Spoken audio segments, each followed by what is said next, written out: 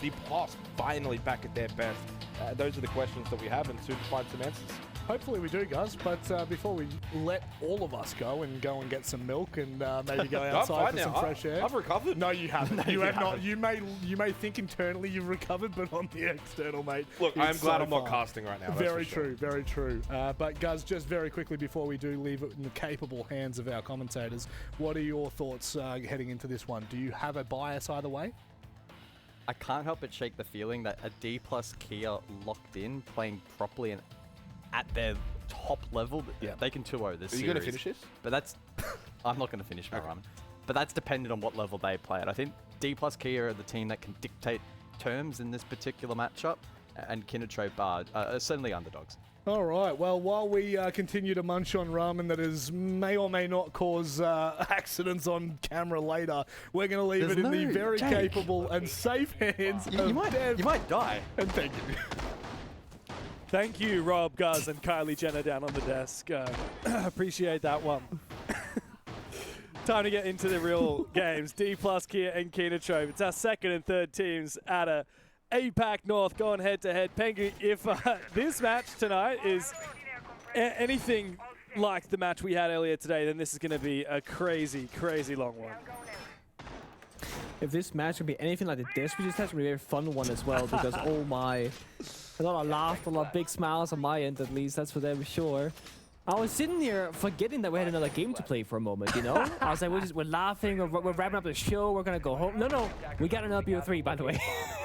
Yeah, this is where it begins. And look, on paper coming into this today, we would have expected this to be the tight game. This to be the one where we think that Kinotrope and Dplus are likely to go to 3 maps. I wouldn't have necessarily thought that about CAG, about Scars. I didn't expect that to be double overtimes, but, you know, it's what happens. Near's going for a bit of a run out there, just to, I don't know, fake that he's going to be in the tower, but actually drop one down to out of Sami Kiba. I very much believe that Dplus, they've been, I don't know, maybe only showing us like 80% of their capacity during the group stage. We spoke to Falls a few times in that they're doing better practice work right now, much like CAG, not doing too much prep work, not taking it, not that they're not taking it serious, but they're trying to learn more from their matches in best of ones than to necessarily like win them outright in a dominant fashion, because they are in their own minds like guaranteed to make top 4 for stage finals, which they were in the end. So I'm assuming that now, like Gus was saying, 110% Dplus, they should be looking comfortable in this series, but can they hold a candle to Kinotrope? Because they have been formidable. We've never seen these teams meet on Fortress before. This is a first time. Ayagator to find the first kill onto Midi, but quickly he's traded back by Levy from up above on the hatch. Ayagator has been a machine for Kinotrope. Both of the former Cyclops players in Ayagator and Gatorada have been unstoppable. And of course, with the backline of Akayu and Kawao and the flexibility of Eclair, Kinotrope are looking like by far the best we've ever seen out of this Kinotrope roster. That's damn sure. I'll tell you that. They have been so consistent. And it seems like they just have like a, I don't know, a agreed way of playing the game. They're not going to split into different play styles. They're on one kind of brainwave, if you will, and doing a great job at doing so. It's been strategically good, mechanically good. In this first round, though, starting out the Twitch, not the end of the world. Still got the pushing power, but they don't have any of those big U2 names, right? No Grim, no Capital, no easy ways of dealing with these power positions. Just the Blitz for Kayu has a lot of work to do in this round. He's got to close the distance, takes a lot of damage. Now he's very vulnerable. Flashbang comes out, but no, he gets shot through the smoke. Levy. Good peek from Levy. Second on the round for him. Nears also managed to turn around and take one down. So Akayu is out of it. Even Gatorada has fallen. It's just Eclair and Kawao left, and I don't expect them to find much here. Kawao shut down quite quickly and efficiently by Dplus. Nice exit from Eclair, but now he's staring at a mirror window. He's about to get swung. Falls, that's a little bit of a throw. Don't give him a chance. That is a real feed. 2 players separated, defuse on the ground, and that is going to be the end of the round. Dplus Kia looking very solid on that first defense. They won the battle on the choke point. There was nothing that Kinotrope could do. I am just a bit of a cool witnessing Jake dying off camera right now. I can see he's on the set alone. Everyone else is left. No. And he is here coughing up his lungs. You okay there, Jake? Did the second wave hit him? He's crying. He said he was fine, and then cameras went off, and he's just crying. He tried his best to give me a thumbs up. It did not look like a good thumbs up. What's going on, Jake? Oh, he finished off Guz's as well, apparently. Oh, God. Bro doubled it. Bro went a little bit too deep. He got messed up. I mean, there's a good chance that was going to be the spiciest ramen that you guys will have this stage, right? So the worst is over. Could be, could be. Like I said, there is a really nice ramen that I used to eat all the time that I'm pretty sure might be up for one of the future days. So I'm really excited for that. It'll be very nostalgic for me. Though if everyone else rates it like F tier, I'm going to cry. Did you have ramen when you came to Australia? I know it's one of my favorite. Obviously, it's not an Australian dish. I had ramen. You did? Did we go for ramen? No, we went for. We went to. Not with you. Oh, okay. Sorry. I had ramen. No, didn't you, me, Matthias? Yeah. Ramen one day. It wasn't. Well, it wasn't like Japanese ramen. We got like Voltaful, which is like I think it's Chinese, but it's like a soup bowl with noodles, so it's very similar. But that was delicious. That was good. Had that a couple times actually at my stay there. I will say the food scene in Melbourne was quite enjoyable. Oh yeah. There was no misses. Full hits across the board. I mean, it's all like Asian cuisine, so you know can't go wrong with that. Man. It's an easy win if you're me. I might get my own ramen noodles though for maybe next broadcast. You really I can join you guys on taste testing. My own version, that is. Is there a good selection of like Asian noodles in Danish supermarkets? No. I wouldn't say so. there are some that are like dirt cheap and they're awful, but they're so good at the same time. Yeah, no, I totally get time on that that smoke though. Whoo. Yeah, that was unfortunate there. Almost a free kill onto Muzi. Ayageta just misses his chance, but Levy going down. The smoke being the first to fall always punishes time management here for the defensive side. It's going to give a lot more flexibility over to Kinotrope. The ability to be patient. Now they're worried about the vert from down below. So Niers is actually going to create a bit of a safe haven. Boost up on top of the foosball table. Unfortunately for him, this isn't the World Cup and Brazil still have a chance. Loading mag. Still got that fight in them. Niers staying alive for as long as possible. Gets the kill actually down the vert. Somehow does it all actually. Look at him go. But this is really risky. He wants another kill onto Ayagator, but he's 1 point of health right now. His single bullet will end his life in the server. And right now I think priority is simply staying alive. Yeah. He's also been droned out. There's good info on side from Akayu. Kinotrope started things off very quickly in this round. They got that pick onto Levy, but they haven't been able to really convert it into a lot of map control. They still don't have much presence around the hallways of the bomb site. Time for a lurk though. Carwell makes his way into Museum. He's about to push Horse now as well. This backstab could be a problem for Dplus. It's going to take a while to get there though. He's on the other side of the building. Niers finally goes down. Kawa, I think, has been hurt by Musi, who's waiting right on the corner.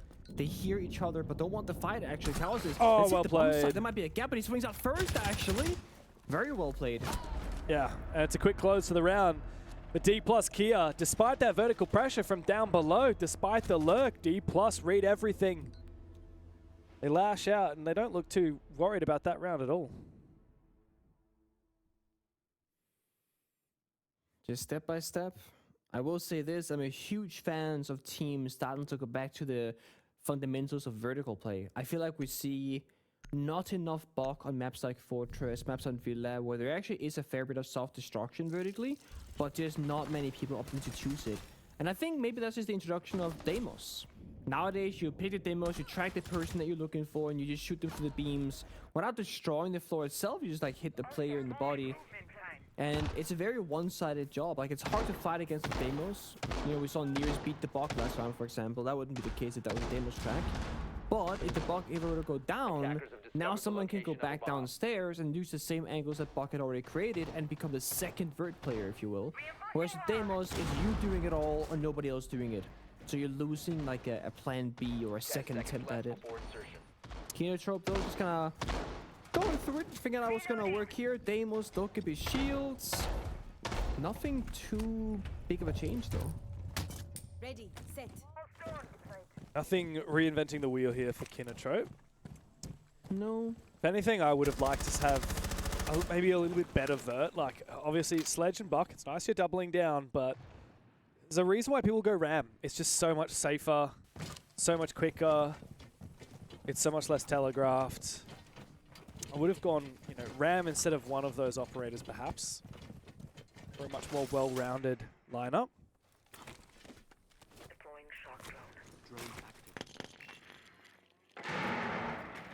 Boom. Good info on Good Levy old here. mom hold here from Levy. Getting a surprise. Gonna say the line, James. Oh, well, there was a drone on him. I was going to say, yeah, never try and hard clear that entire side of the map, but there was a drone on him, and that's really what matters. Yeah.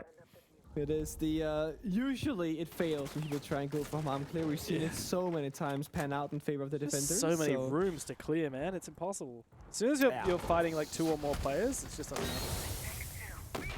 I feel like the infirmary guy falls in a bit of a trouble.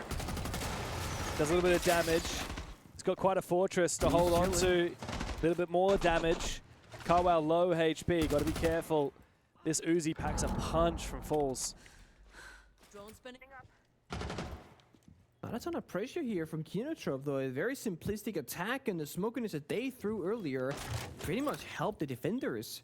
Falls could only fight one angle, knowing that his back was clear from the smoke and the Kiba.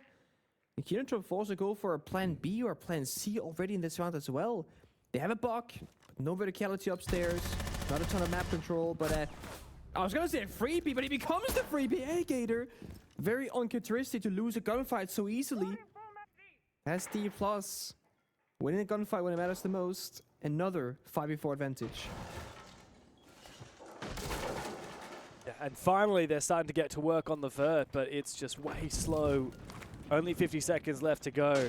The chances of Akayu making this plant work would be, I think, very low. But Carwell finds a pick on Falls. That's the infirmary player. That might open up a gap here for Kinotrope to pounce on.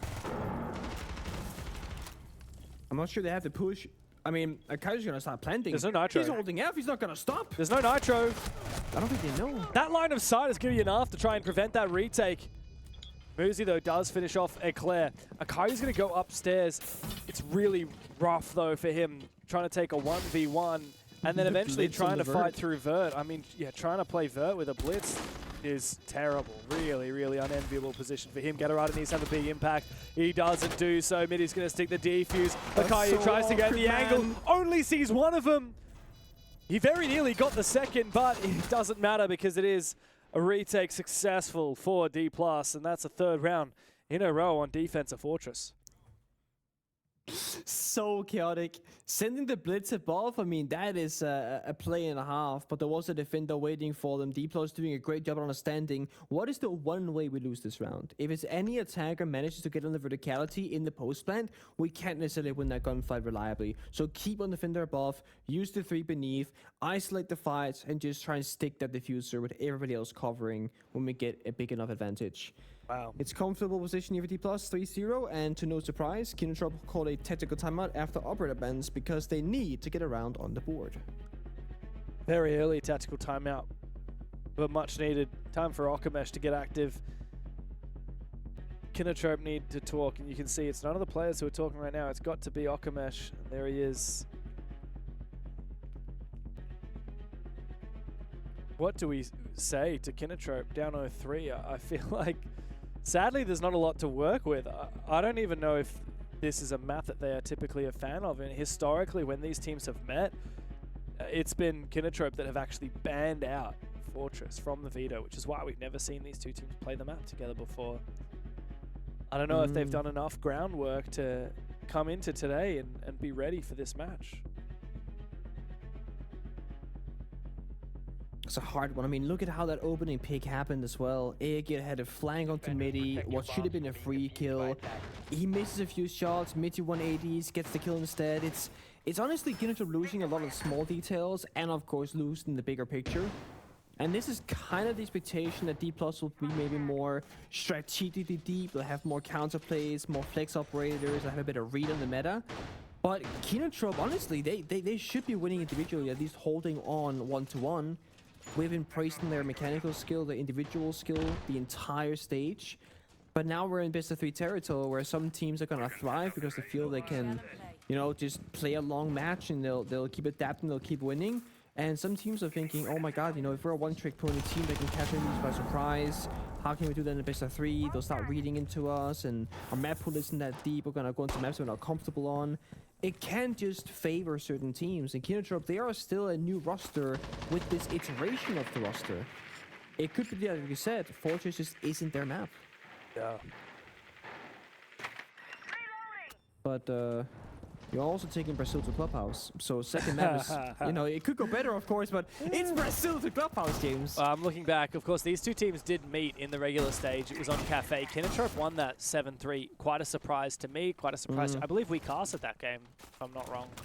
And yeah, I mean, Kinotrope. I want to say we did, yeah. Yeah, Kinotrope won 4-2 split on the attack of Cafe, which is pretty remarkable, and then won 3 out of the first 4 defenses, which is, yeah, a really impressive result against a team like Dplus.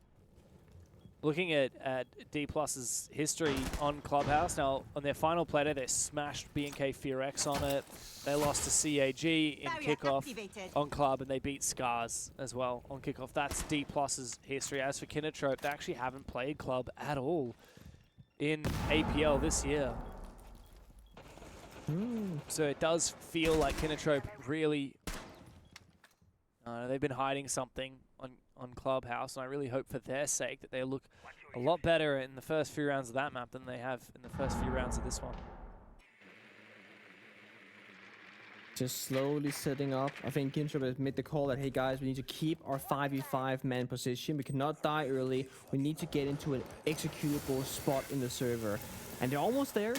Last bit of hard destruction. The thermite charge does actually 2 walls of hard destruction, as you did put in the corner of the wall. It gets a small angle in the bathroom from meeting. So it's 2 for the price of 1. And they got into the right spot, but can they get the right execute going? They gotta find an open kill somewhere. Forced into smoke, taking a lot of damage, but no kill so far. Oh. Well, there's the kill, but it doesn't go in favor of Kinotrope. In fact, it just feels like more of the same here. Japanese falling apart. Midi is still going to be able to get away with his life. Does Akayu try and risk it and go to confirm that kill? I don't think that will work out for him. Midi likely to get revived here by Muzi, indeed. And Carwell immediately shut down the feet shots from Nears. Making quick work of the Blackbeard. Dplus are running it down. 4 rounds in a row, surely, here in the 5v2. Yeah, it's now a 5v1. Akayu left outside the building, and you're right. Dplus are putting on a clinic. Nears pushes for the last one, peeks outside, and takes his head clean off. Tactical timeout, forget about it. Kinotrope are on the ropes. This is a rough look for Kinotrope. I mean, I will just say though, especially when you said that they're falling short, I do think Dplus, they're just at another level at the current minute. I mean, they're hitting every shot. Every pre-fire, they got the fallback strats, the utility. Like, Kinotrope can never get into a plant position, nor can they find a comfortable opening pick. So they're never in the advantageous position. They're always playing from behind the moment the round begins. And that's not even considering the fact that the timer is also running kind of low. That's like a sub 60-second execute from a bad position. It's just not going to go very well for them. And it's tough because if you speed up as Kinotrope, you can lose the round faster. Like, that's what's going to happen in the back of your mind. You're not going to win it fast, you're going to lose it faster. So you must play slower. But when you start playing slower, you give Dplus another way of winning the round, which is playing down the clock. They got the good, they got the smoke, they got the tools for that exact kind of play. And look at the second lineup, almost no changes. Oh, here they come, okay. Blackbeard kept a line. I like this change up from Kinotrope. I believe it when I see it. They played a Blackbeard last round. They've tried a lot of set pushes as well. I mean, the Rayori, you don't bring that unless you have a really clear idea of what you're going to do. Yeah, I don't know. I've been a bit confused by some of the picks. Like last round, we had a Brava, right? There was no Malusi being brought to the table. There was a Fenrir and a Thorn. and a Goyo. So a Twitch is actually going to be far better than a Brava at dealing with those counters. Most people prefer the weapons on Twitch as well, and the secondary gadgets the same. So yeah, very, very strange from Kinotrope, maybe not getting enough information, not being quick enough on their reads. The E1D rings out, but Levy finds a Claire. Early pick for Dplus yet again. That's 3 rounds in a row. They found the first kill. Now the second as well. Man, is this really going to be like a 5-0? I said you can't win faster, so you must play slow. They didn't get the memo. They try to speed things up, and they're not going to win faster because now the 2 players in the grave, Bach and the ace. It's looking like a 5-0. I mean, I hate to be that guy and say the round is over, James, but this is very much looking like the round is done for.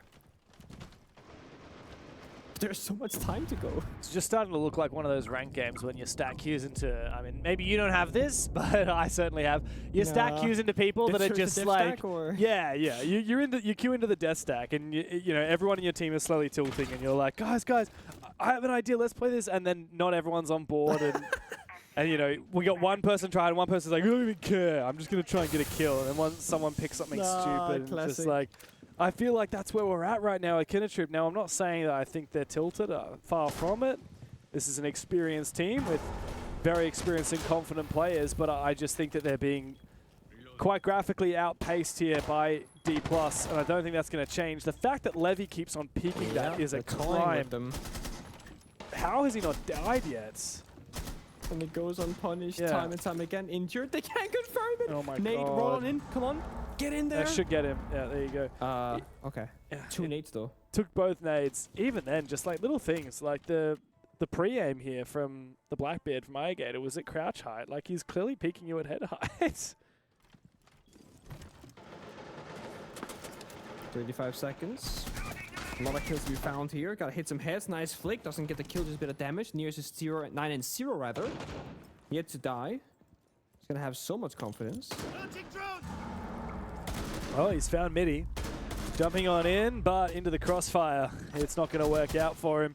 Near's looking for kill number 11. He is 11-0, untouchable. The Brazilian makes it 5 in a row for Dplus. 1 more round left in the half. Dplus is certainly making up for that excruciating length of our match earlier today between CAG and Scars. They're on for a speed run against Kinotrope. About sending a message, right? Dplus, they haven't had the stage that we expected from them, and Jake said on the desk, he said that I've been a bit disappointed with them, and I would have to agree. But I think it's important to go back and think of, like, for Dplus, group stage best of ones do not matter. They know they can qualify by giving only 50%. So the real level is being shown right here. Now, my question that's left here, 2 things. One, is this a one-off on Fortress where Kinotrope was just like shit in the bed? Because, okay, let's see what happens on Clubhouse, because we're gonna go there in the second map, of course. And then secondly, what happens in the next playdate? Is this Dplus having a great game against Kinotrope and just having a one-off performance? Or is this actually what happens when they play in a best of 3 with, you know, an EWC spot on the line, essentially? When every single game winning and staying in our bracket means the world. Because if that's the case, well, CAG, how they fared against Scars earlier today, that might not be as close to the series as we originally thought it was going to be. Yeah, who knows?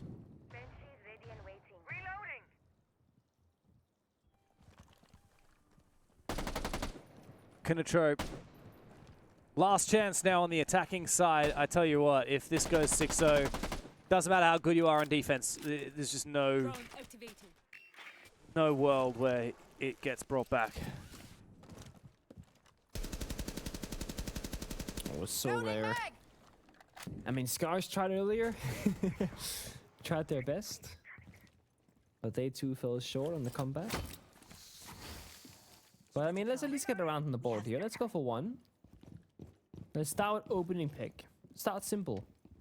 Gotta see somebody like a Claire, gotta Rada, get in the action, or Airgator himself. But when looking at the attacker lineup, who's supposed to take that first fight? Everyone's got an important job to do. Maybe you can argue that Airgator playing IQ, there's not many things to track really besides the Solus gadget, so you can afford to die early in a gunfight. But everybody else, so much util or important gadgets for later use. And Dplus are happy to just play slow for now. There is a double flank upstairs from Muzi and Midi. And they do manage to catch Ayagator. Oh, Levy's also up here. Roaming smoke. Yeah, roaming smoke. Look at them go. Yeah, Kinotrope is just completely hopeless here. I don't know what to say. Like, how? This is not the same Kinotrope that got second place in the group stage. That's 7-3 Dplus on Cafe. This is a Kinotrope that's even missing mass opportunities like that. Levy is 40 HP, and he just peeked out directly in front of Akayu, and he didn't get the kill. Bro does not care. Levy is literally just disrespecting Kinotrope right now every single round, overswinging, overcommitting, playing the roaming smoke, only just now using the gadget, but it's working. They're shutting down Kinotrope's confidence every single round. They're holding far away angles, finally entering medbay. There is a play in the corner, 1v1 time. Somehow Falls threads the needle. Nears with his first death of the game. And into the 3v3, but a fumble from Gatorada. 2v2 now. Kinotrope have a little bit of time. They don't need to panic. They got the bomb site, but they need that diffuser. And Eclair, oh my god, Eclair! Oh, no. He misses his chance on a Falls twice, and then gets peeked while he's holding the nade! Oh my god! They might get close, but they will always fumble it. And Dplus have just run straight through Kinotrope, 6-0. Thoughts of wandering away with me today, fading into grey. Say that it's okay. Painting pictures of this silhouette in vain. Just here to speculate. No fear, I test my fate. No. Thoughts of wandering away with me today, fading into grey. Say that it's okay. Painting pictures of this silhouette in vain. Just here to speculate. No fear, I test my fate. Innocence and honesty keep signaling my brilliance. Living in this harmony, it's hard to see the change. Ignorance of poverty, we're sinking in resilience. Adrenaline, my arteries are masking all the pain. I symbolize the vigilance, we need to rise above it. It makes it hard to breathe when we're living in the flames.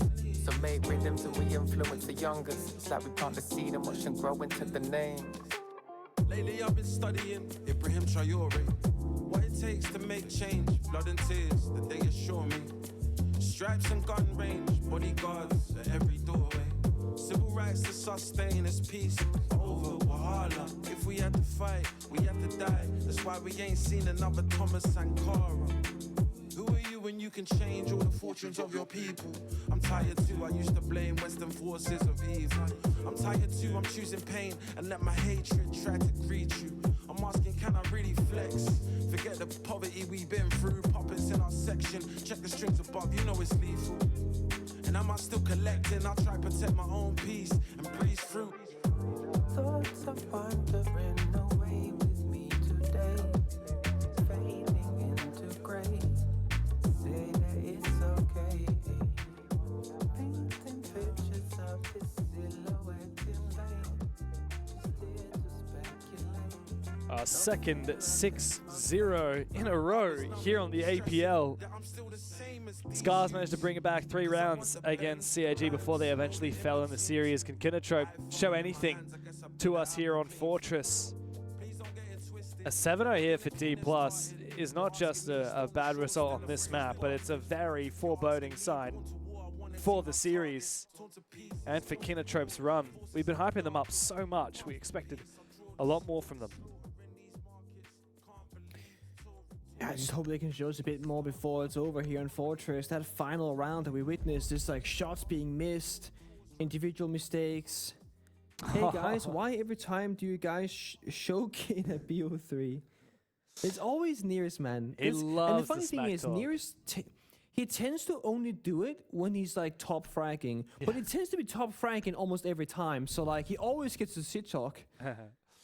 Well, I'm looking back at the BO1 vs BO3 record for Kinotrope. Obviously, they did very well in group stage. They just lost to Fearex and CAG.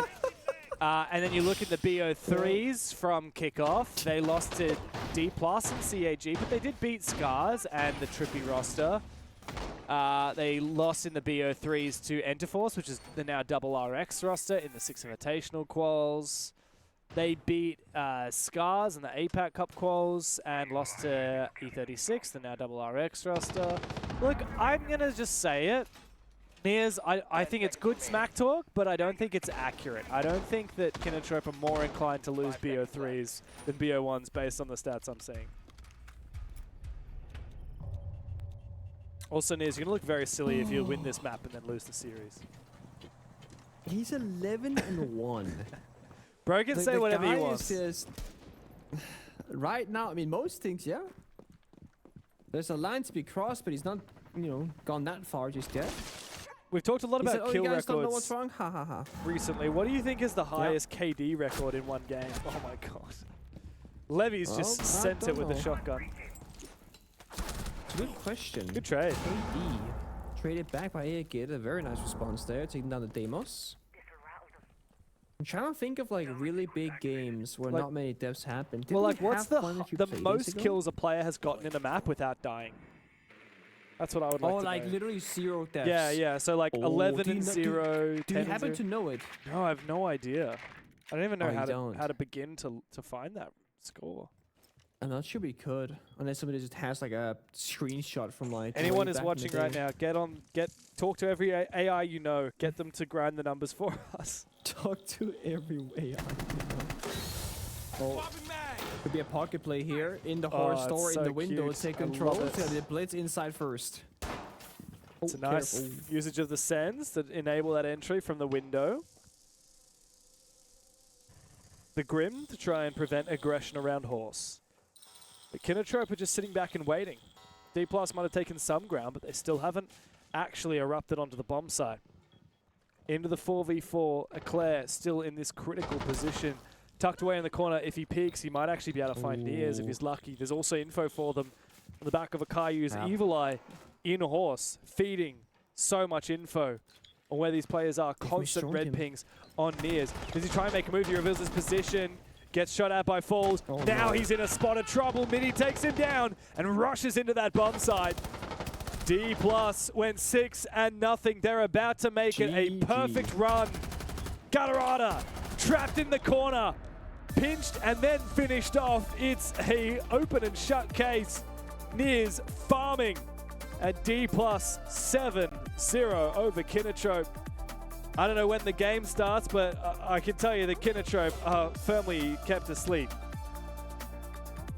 You just forget about this map entirely if you're Kinotrope right now. Forget forces happen, lock in on Clubhouse, look on map, and just try and save some of your stage so far, because they have so much more in them. They can play so much better, they can do so much more good, but they have not been able to do so here against Dplus. It was a completely one-sided first map. This is like watching another match of Falls versus Xenox, and Xenox goes pro. I'm sure that he'll have plenty to say about it after this break.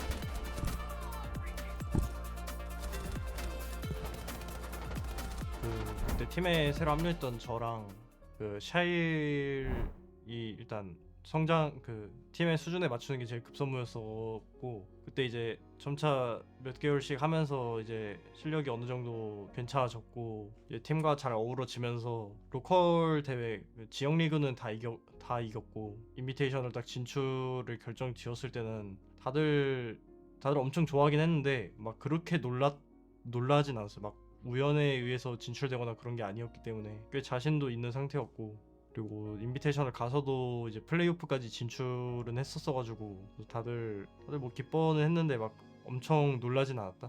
그런 것 같아. 인비테이셔널 그 파리에 도착해가지고 연습실에 가서 스크림을 하는데, 이제 보통 아시아 같은 경우에는 티어 2, 티어 3까지 가면 이제 너무 실력의 차이가 많이 나거나 크게 도움이 되지 않는 경우가 많은데, 일단 티어 2, 티어 3 스크림을 유럽에서 해봤는데 저희보다 잘하거나 너무 다들 잘하는 거예요. 그래가지고 일단 그게 처음에 놀랐고, 그리고 이제 저희 반대 그룹 대회에서 이제 그 팀과도 스크림을 해봤는데, 이게 딱 처음에 느꼈던 건 진짜 그 보이지 않는 벽이 있는 느낌이었고, 그래서 되게 흥미롭고 재밌게 했던 것 같아요. 일단 플레이오프 진출했을 때 그때 이게 저희 손에 달린 문제가 아니었어가지고 그때 아마 BDS가 CAG를 이기면 저희가 진출을 하는 그런 상황이었던 걸로 기억을 하는데 그때 다들 모여가지고 그러니까 호텔 방 그 좁은 데에서 한 5-6명 모여가지고 다들 기도하면서 봤고 그리고 진출됐을 때 다들 막 소리 지르고 되게 좋아했었고 그리고 이제 플레이오프 당일날 이게 무대 메인 스테이지가 되게 멋지게 잘 꾸며져 있었거든요. 그래가지고 되게 설레는 마음으로 입장했던 것 같아요. 일단 스크림을 했을 때는 막 되게 갑갑하고 이길 수 있나 이런 생각이 들었는데 이게 저만 그런 걸 수도 있는데 대회만 들어가면 제가 뭐 하려던 것만 계속 잘하면 뭐 이길 수 있다 뭐 이런 느낌이 있었어가지고 생각보다 긴장 없이 대회 때는 잘 했던 것 같아요. 한국에 남아있는 막 친구나 가족이 다 지켜보고 있다고 열심히 하라고 막 응원해줬던 기억은 있는데 제가 애초에 제가 지금 리그가 어떻게 되고 있는지 설명을 잘 안 해줘가지고 아마 크게 막 엄청 뭐라 해야 될까 제가 잘 설명을 안 해준 것도 있고 해가지고 막 부모님이나 친한 친구 아니면은 그렇게 막 메시지가 오거나 그러진 않았던 것 같아요. 다들 엄청 고맙다고 생각하고 있고 뭐 솔직히 부모님 특히 부모님 같은 경우에는 게임 막 잘 모를 텐데 저 나온다고 계속 막 집에서 TV로 봐주고 하는 게 저한테 위안이 됐던 것 같아요. 일단 그룹 스테이지에서 플레이오프 간 거로도 되게 다들 기뻐했고 근데 이제 플레이오프 스테이지에서 첫 상대였던 메이커스였는데 그때 좀 이제 실력 차이를 많이 느끼게 됐고 이제 그걸 계기로 한국에 돌아와서 진짜 그 경험을 토대로 이것저것 연구하고 다들 더 열정이 많아진 모습이었어요. 제일 아쉬웠던 경기는 그룹 스테이지 때 그 다크제로 상대로 먼저 5점인가 따냈었나 그랬는데 이제 8대6으로 아마 졌었던 걸로 기억하는데 그 경기가 제일 아쉬웠고요.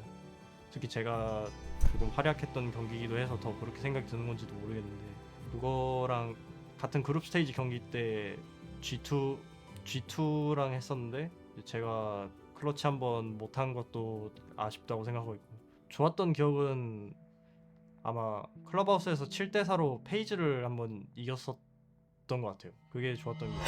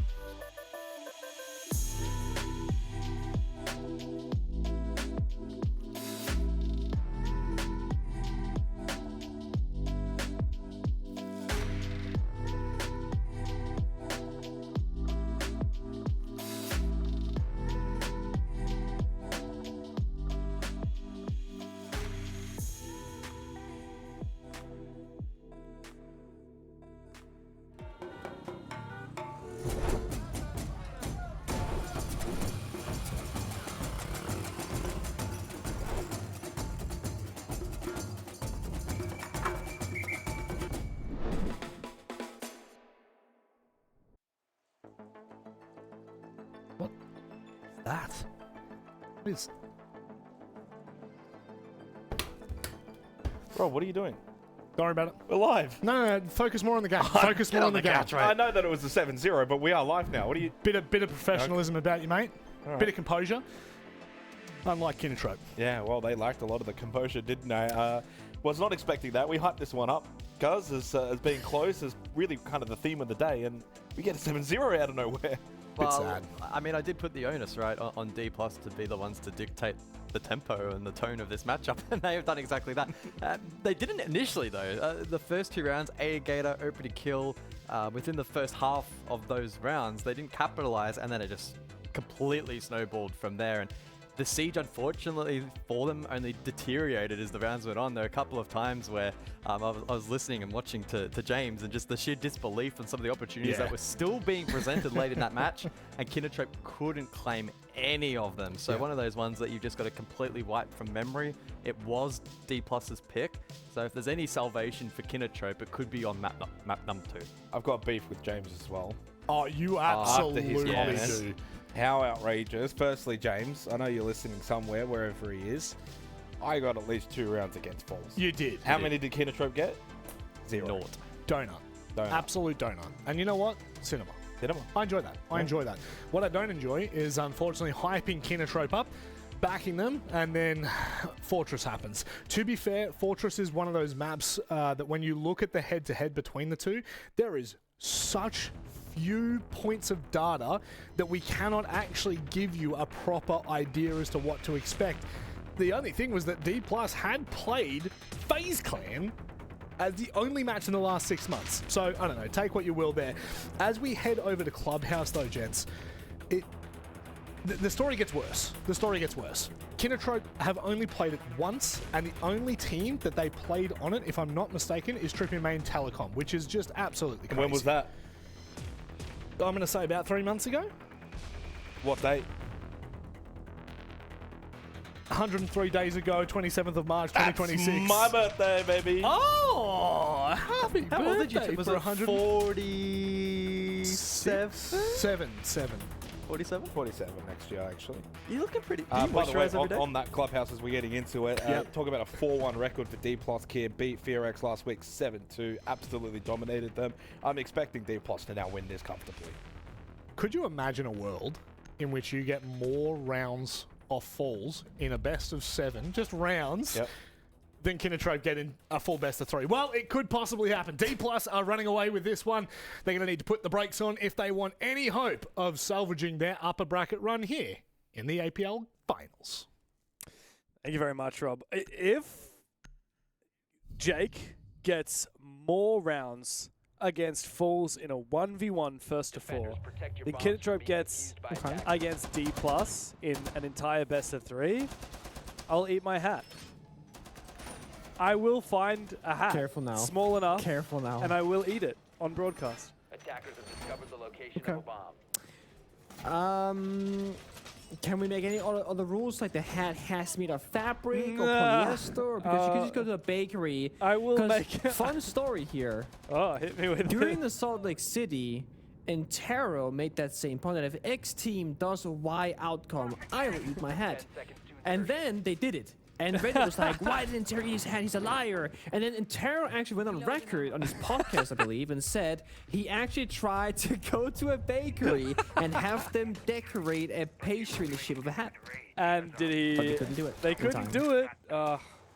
In time. Oh, no. what a shame. Sadly not. I'll do it myself if I have to, but I really hope it doesn't happen. But we'll see. I'm also now cut in 2 ways because, look, it's... Near just cycling. No, I kind of want to see this. I kind of want to see Dplus 14-0 Kino, but I really don't want to have to eat. Well, I don't want to eat Rob's hat. Your hat's too nice, Rob. I want to eat it. Too sweaty, probably. After the ramen, absolutely. Yeah. That's it. Oh my. Kinotrope Now, was very quiet. we spoke to Falls during their last victory, right? And Falls plays at a tiny chat box. He didn't even realize that Nears was shit-talking his teammates every single matchup. He was sitting there as the IGL being like, I don't know what's happening. Yeah. I don't know what's going on. I love that. There are quite a few different characters on this Dplus roster, but Oh, yeah. They know how to hype it up, that's for sure. Here's his player cam, dude. He sent us to heaven. It's just bright lights.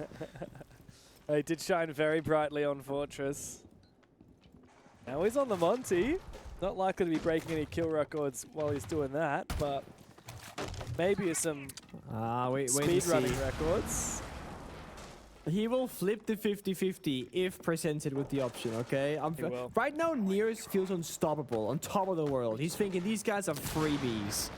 So give him this guy a fight on Monty. I'm sure he'll take it. For now, though, hard destruction, soft destruction. Dplus sitting up for the execute, but because they got the early pick earlier from Untweight Lair, they can flood the bomb side, right? They got Glass, they got Monty Capital. They can very easily make this 5v4 feel more like a 5v2 if you use your gadgets correctly. Is that a single Hibana pellet on the hatch? No. Must have seen that wrong. Looked like it hatch has been open now. Dplus have a lot of options and a lot of time to work with here, Nick. Oh, this Banner Juggle is going to work, though, so that's good for Kinotrope. That's at least something to work with. He's going to have to grab his own battery straight away. Oh, wow, that's a deep angle for Levy. Akayu goes down. He goes deep, finds the second one, traded back by Ayagator. It's now just the former CAG players trying to make it work for Kinotrope, but Nears is forcing down that defuse, and a little bit of damage is not going to be enough. Falls will take down Ayagator. It's Gatorada against the world, 1v4. So many post-plant positions up above the kitchen hatch, up above the blue hatch, and it's Nears taking the damn 50-50 like you said. A flying and fiery start for Dplus on the second map. Nears continues his rampage. He'll get that defuse down. He'll take every gunfight, even on the Monty. Dplus are under zero pressure right now. 8 rounds in a row. Oh boy. Yep. I mean, they're doing it right now, Dplus. They're doing everything. I love that they utilized a very old school plant spot as well. We call it the pillar plant position. You can go bottom of the main staircase with like a Bach or Sophia or any range soft destruction. You can open up the back B bomb site wall and just plant up against the pillar. Exactly what Nears did. And it pretty much means that there's no angle from dirt tunnel or AKs to really get shot at, especially when you're in a smoke as a Monty. So there's very few ways to deny the plant there if you're a Kinotrope, and they are struggling against, again, the executes from Dplus. The strategy a bit deeper from the Brazilians, and the guns, I mean, they keep hitting their mark, they keep getting opening pick time and time again. Operator bans, I haven't even seen this actually. Kinotrope look for Blitz and a Ying? Yeah, Blitz and Clubhouse is definitely a niche ban. Yeah, I feel like it's not a super common operator. All of the shields are very good on Clubhouse. Honestly, there are no bad maps for any of the 3 main shield operators.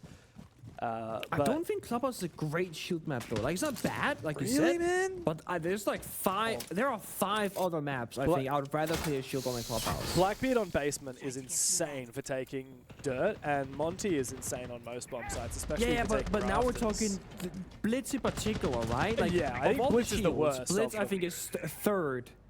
Yeah, I mean, Fuse is always going to be the worst, but out of the actual shields, yeah, Blitz is probably the hardest to play, and therefore falls in the worst category. With Blackbeard, you get the frag grenades for free, an AR to fight, Gator, that's a freebie for you. Finally, they get it. Reinforce the wall, that's a neutral pocket play right there. Monty can full extend and take map control, because that is the most common operator of his shields on Clubhouse. You can clear rafters, clear the roam, go for plants. Blitz does not fall in that same category. Yeah, fully agree. It's nice to see Ayagator getting aggressive, though. It shows that Kinotrope still have a bit of fight left in them.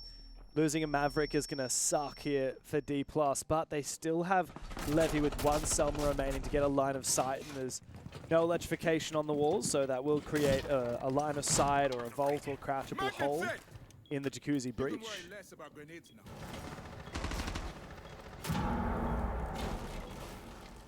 Okay. Boost spot could pay off if they swing it. When we've seen a Sami barrier on the window, you think, I'm safe outside, guys. Never mind.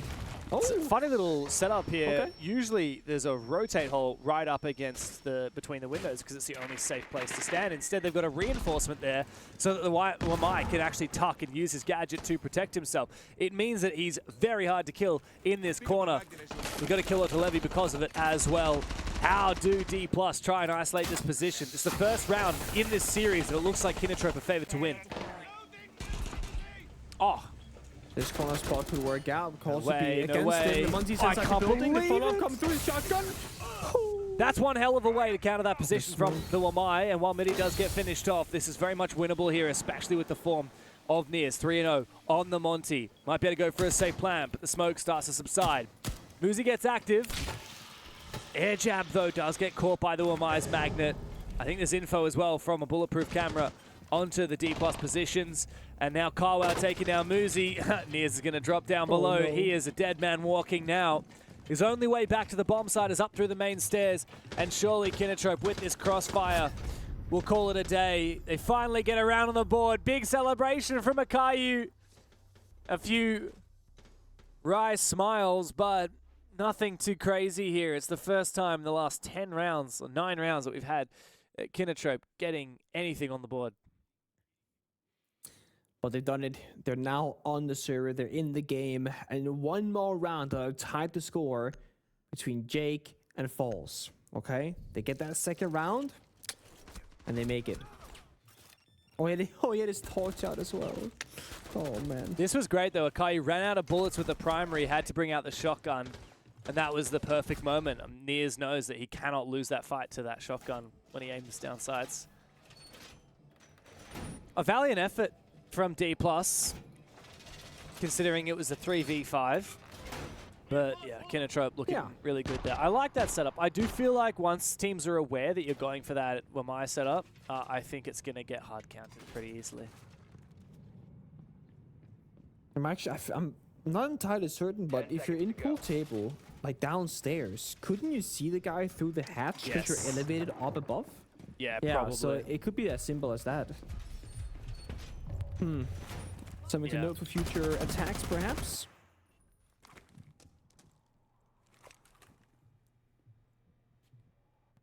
Anti-tricking, I love this.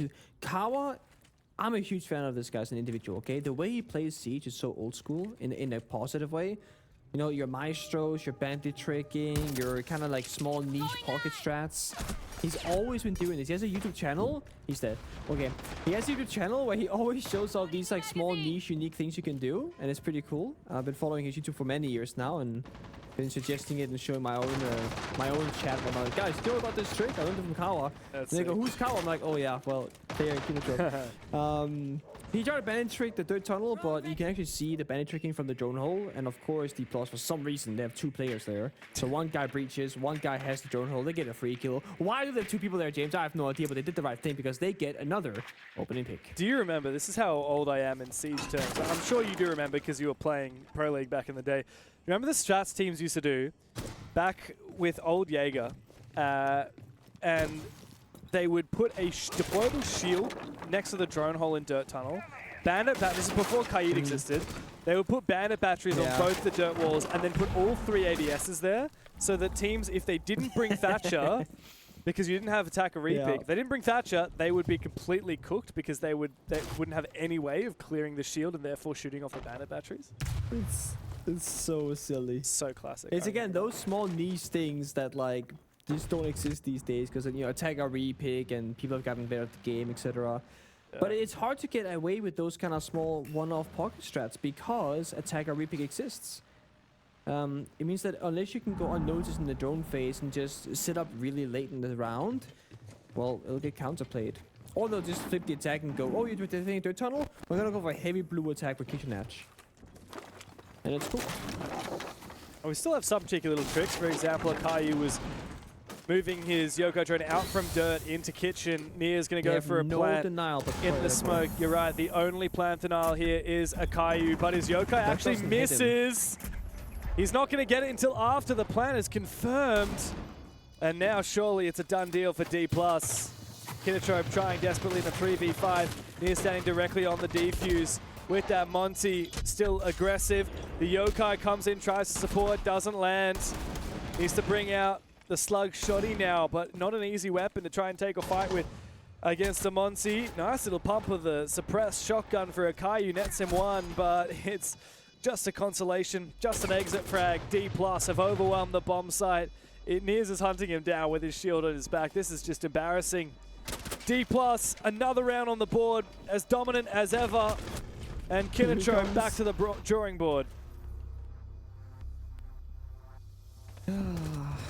So, I was praising Kawa being smart at Bennett tricking, only for him to die with the only C4 in pocket. And that C4 could have been the win condition, denying the platform going down, you know, destroying the Monty. But no, not to be. Echo drone stun misses, unfortunately, so the plant goes down. Now you bend the Monty, surely. Yeah. About damn time. There we go. About damn time. And now Dplus with the Bandit ban, there's one less thing to worry about. They don't have to run the Maverick anymore. They can just simplify things, a lot more flexibility in their lineup.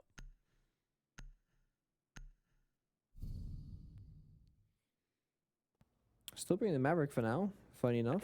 Need to locate and But I mean, Maverick is one of those operators that you could bring him every single round of Siege, and it would never be a bad pick. And we did for a long time. There would be rounds where it's a... We did for a long time, it's true. I mean, there are very certain niche cases like Chalet, where they play one wall open with head angles, or like good old Villa or Cafe, like those are triggered Maverick. But other than that, you could play him at a much higher frequency than what we see currently in the game. And if he had a better weapon, I mean, dude, personally what? at least, I don't love the gun. The M4 is like one of my favorite ARs, bro. I lost. You're kidding me, dude. Okay, do you think if we switched Ace's weapon with Maverick's weapon, that we would see a difference in pick rate on either operator, or no? Maybe.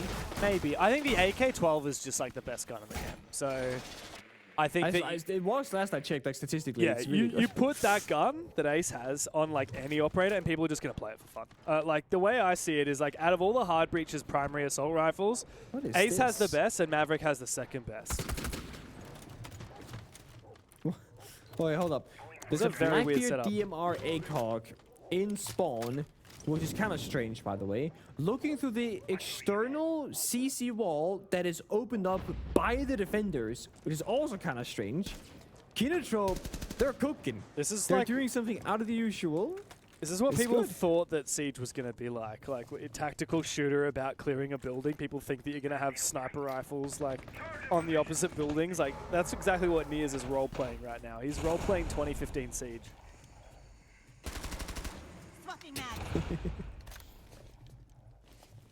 I mean, to be fair, if you're going up against Dplus and they're better at you, like the fundamentals of the game, change the fundamentals. Don't do the usual what everyone else is doing because they'll beat you at that game. Give them something a bit positive. Like, what are we seeing right now? Maestro Evlams covering CCTV garage, an external open wall with the DMRs and defense.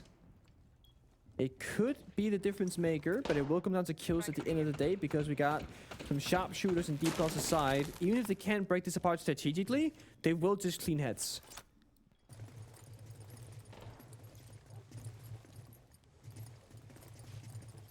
It's very much a slow game so far for Dplus. But here comes the pace. Fire, nade, boom, catwalk control. Out goes the nade. Here comes the fire. Eclair still in a pretty comfy position, and Carwow's going to take down Muzi. Here comes the second fire, and that does put Eclair much more nades, though. Under the pump. You're right, no more nades, and here comes the peak from Eclair. Assisted by Gatorada on the Maestro, and a flank from Ayagator.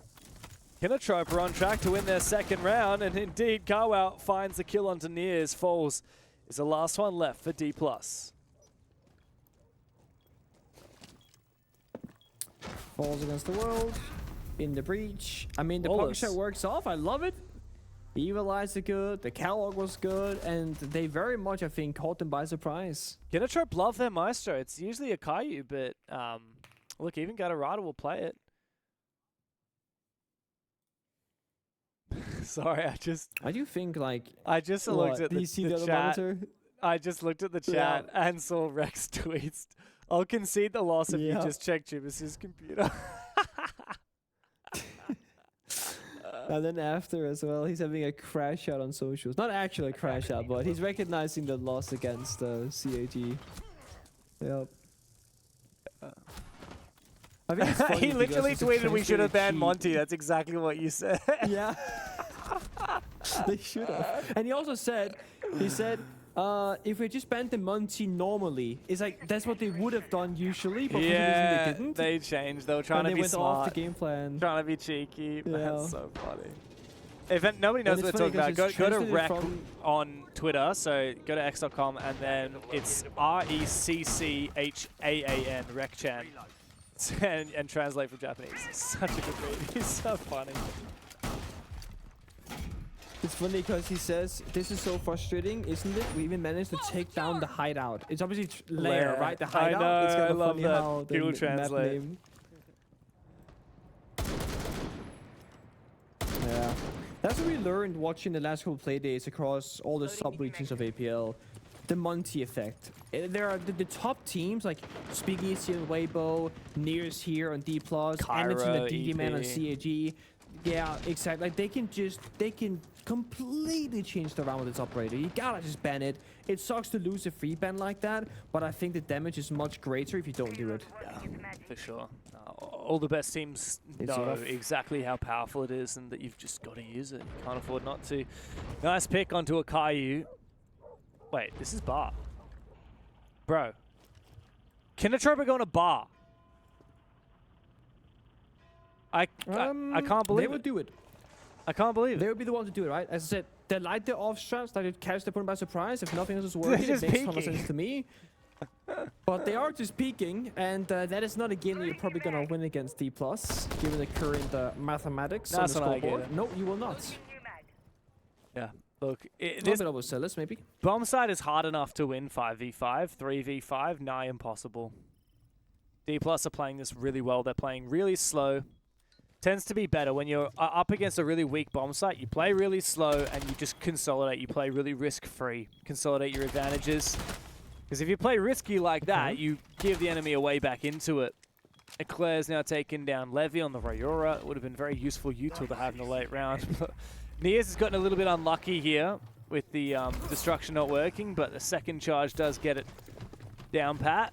And now they can focus up on trying to flush out Eclair, taking him down. Plan available before too long. Capcan, I mean, if you get a couple of trap kills, maybe it's winnable, but otherwise, I'm not sure. Yellow Ping is there for the floor, but can hit the shot. Yes, but not get the kill. Does that neither? Oh, he flicks him. Yeah, he flicks him through the floor.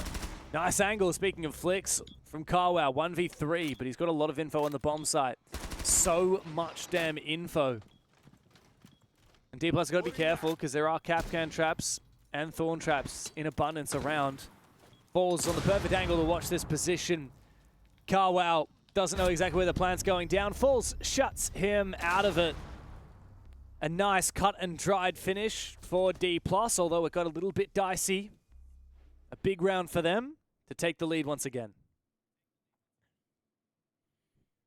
Good old bar defense, love to see it, but not successful as usual. It's a very tough side to play.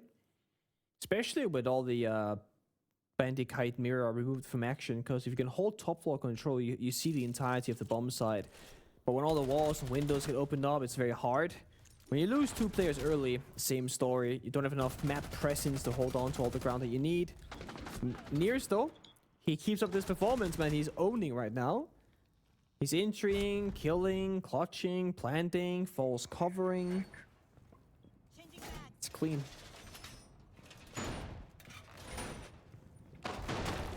Hold up. We're doing Jaeger Maestro now. They're actually continuing this trend. They did that on my gym strat. Then they played Maestro Evil Eyes for CCTV Catwalk Rafters. Won, by the way. And now they're playing Jaeger Maestro in the same round on a gym defense. This is like the first time in ages that this has happened. Yeah, very unusual. But that's Kinotrope for you. They are the biggest Maestro team that you've ever seen. I mean, they've played Maestro.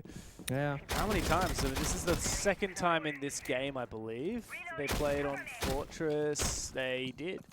So it's actually the third time today they played Maestro. I mean, once upon a time, Maestro was an insta-pick every single round, but not these days, certainly not in this meta. Wow, Jaeger, so instead of the Wamai, they've just reinforced, created this absolute power position of a corner for the Maestro to sit in. I might give that a go in ranked, honestly. That could just be a strat. I'm not I, gonna lie to you. I can't help but notice Jake's just walked back into the studio and noticed that Kinotrope have actually won the same number of rounds as he did against Falls. I think he's like, stop the count. Stop the count. Stop the count. Wait, they bait with the... Okay, I thought he was going to bait with the floor. He's going to jump on and take the 5, but they're no longer in the corner. They're playing on the reinforcement itself now instead. Tricky position. Nears takes down Aegator, though, who was trying to save a Caillou. He's dead. So he saves his teammate, but goes... What? Oh, hello. Bro, Nears, that's embarrassing. You can't be affording to lose those. 4v4 now, Dplus. They might have flushed out that hard corner from a Caillou, but they haven't punished the player himself, which means late round, those Evil Eyes may still be active.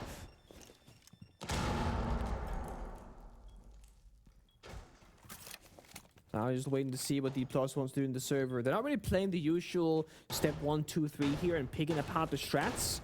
They're just kind of living in the chaos, going for 1-for-1 trades. All the attackers, well, 3 of the 4 outside the building. Levy's in CCTV. But they haven't contested the office, haven't fought inside our construction. They're on the Jacuzzi breach. They're expecting Kino to swing them first, but guys, they're playing Smoke, Meister, Jaeger. They're gonna sit back inside. Oh yeah, they are. So Falls has to make the first move.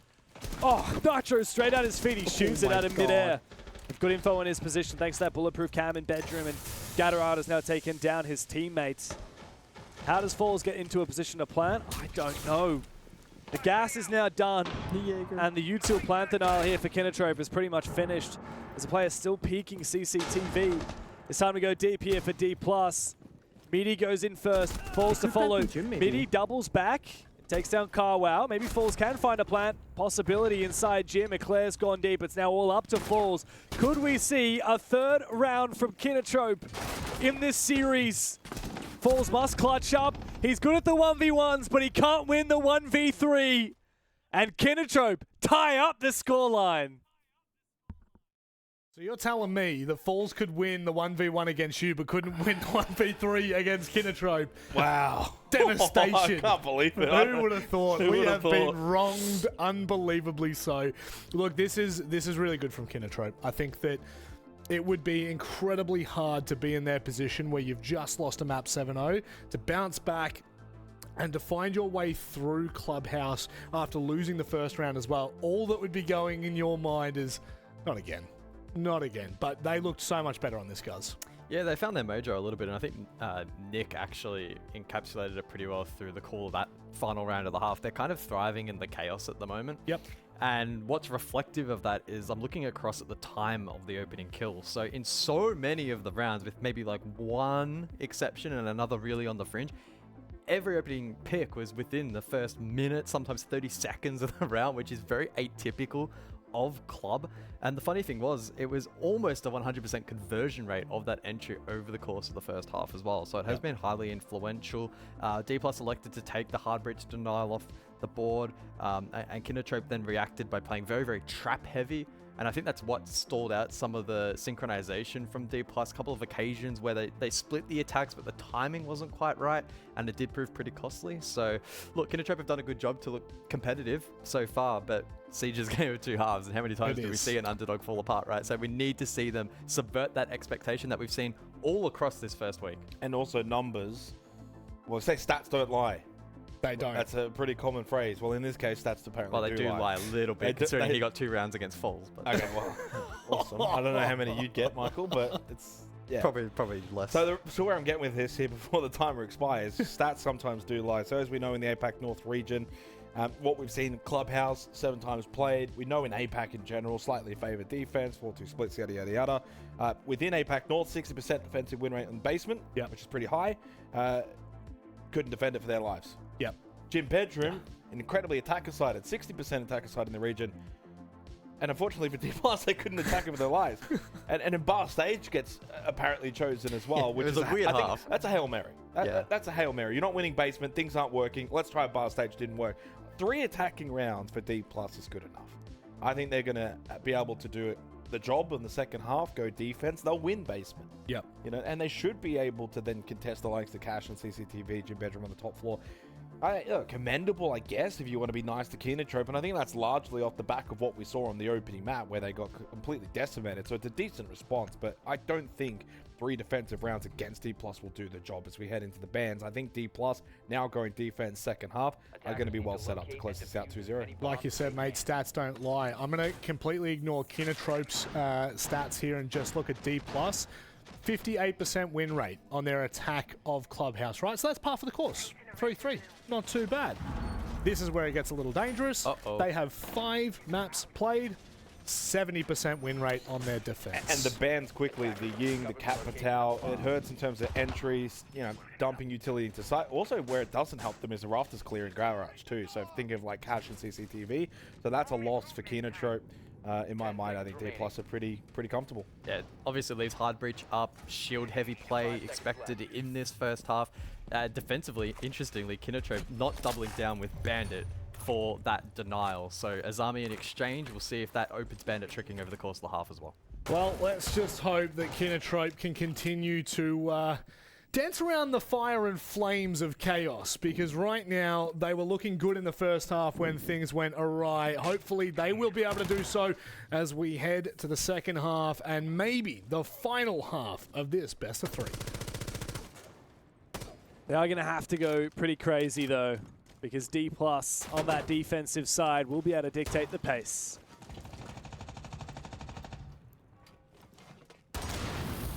Or will they? Or will they? Now, Kinotrope showed us some great depth there on defense with strategy and operator niche picks.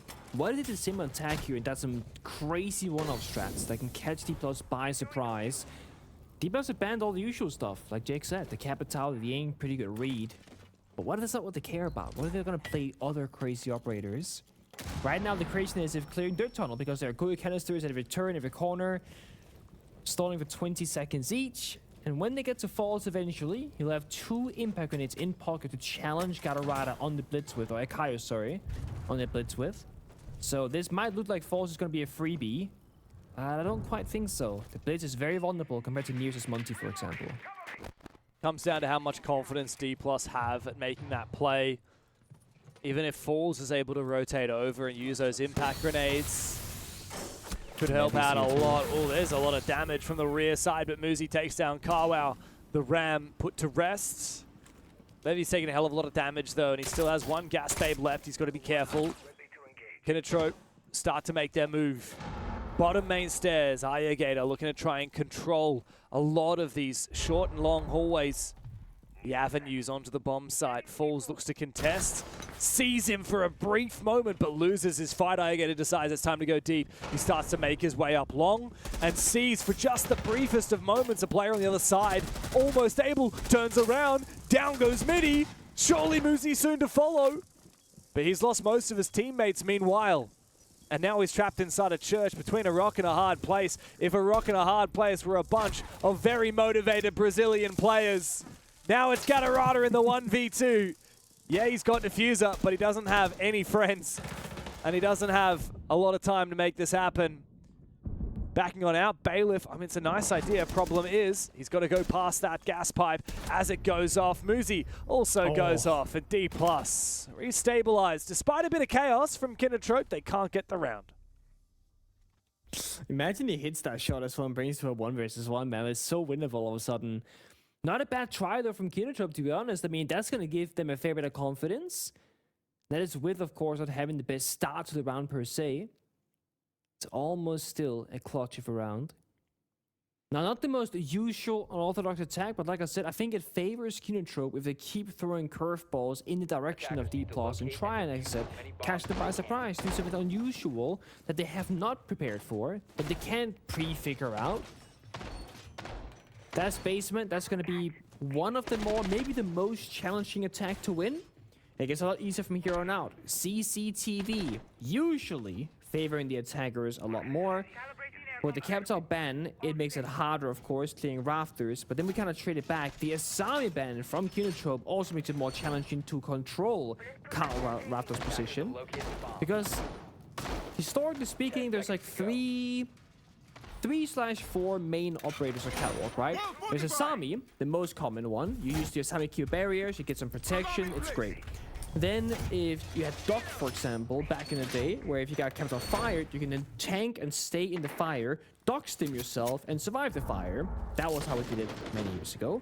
Then there's the Clash, right? You can walk out with the shield, you can't really die, kind of chilling, but Nomad kind of screws you over. And then there's Scopus, the newest edition. You can just teleport away from a frag grenade or the kept on fire and just kind of play your life and burn utility free while then escaping. It's gonna be the one though. Moosey playing there instead. Just hoping that the batteries, or sorry, the magnets will save him. Or stall enough utility. Kali being off the table as a mirror counter self-destroyer. Interesting.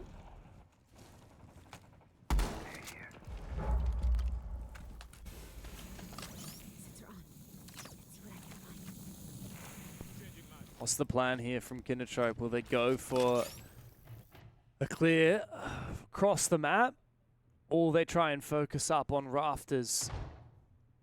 What's their intended endpoint? For now, it's a lot of lurking. Iagator down below, just waiting for a rotation near bottom main. And I think Middy's a little confused. He's seen the Sens wall. But he's not entirely sure what the plan is yet from Kinotrope. Honestly, I'm just as confused as he is. Problem is the danger. I don't know either. Danger for Carwow is he might think he's playing against one player here, but Middy is down below and ready to support Moosey. And even if Kinotrope are to clear rafters and garage, the wall is fully reinforced. Yeah, I think it's too late to go for a catwalk take right now. You burn so much time early in the round doing other things. They lose a player in the breach, but they got more backup on the roof from Kinotrope. But like I said, I think it's too late. They needed all the frag grenades, the ADS burn essentially for the my magnets, and that's all gone now. Instead, it's a backstab down below from Iagator looking for a Lounge kill. But there's no one here. Oh, run out, run out, run out. Garage. Oh, danger, danger. Middy gets active, but big double from Kinotrope. They do steal the lead. Moosey is now trapped in rafters. Levy offside. If Kinotrope know this, they can collapse. Indeed, they do. They go deep onto the bomb site. Problem is, they don't know where that last player is and whether there's an ability to deny the plan. No problem, apparently, as Levy quickly falls. Moosey's going to take the gamble to go for the vert. It's not going to pan out. Nice shot onto Iagator. 1v2 is very winnable here for the world champ.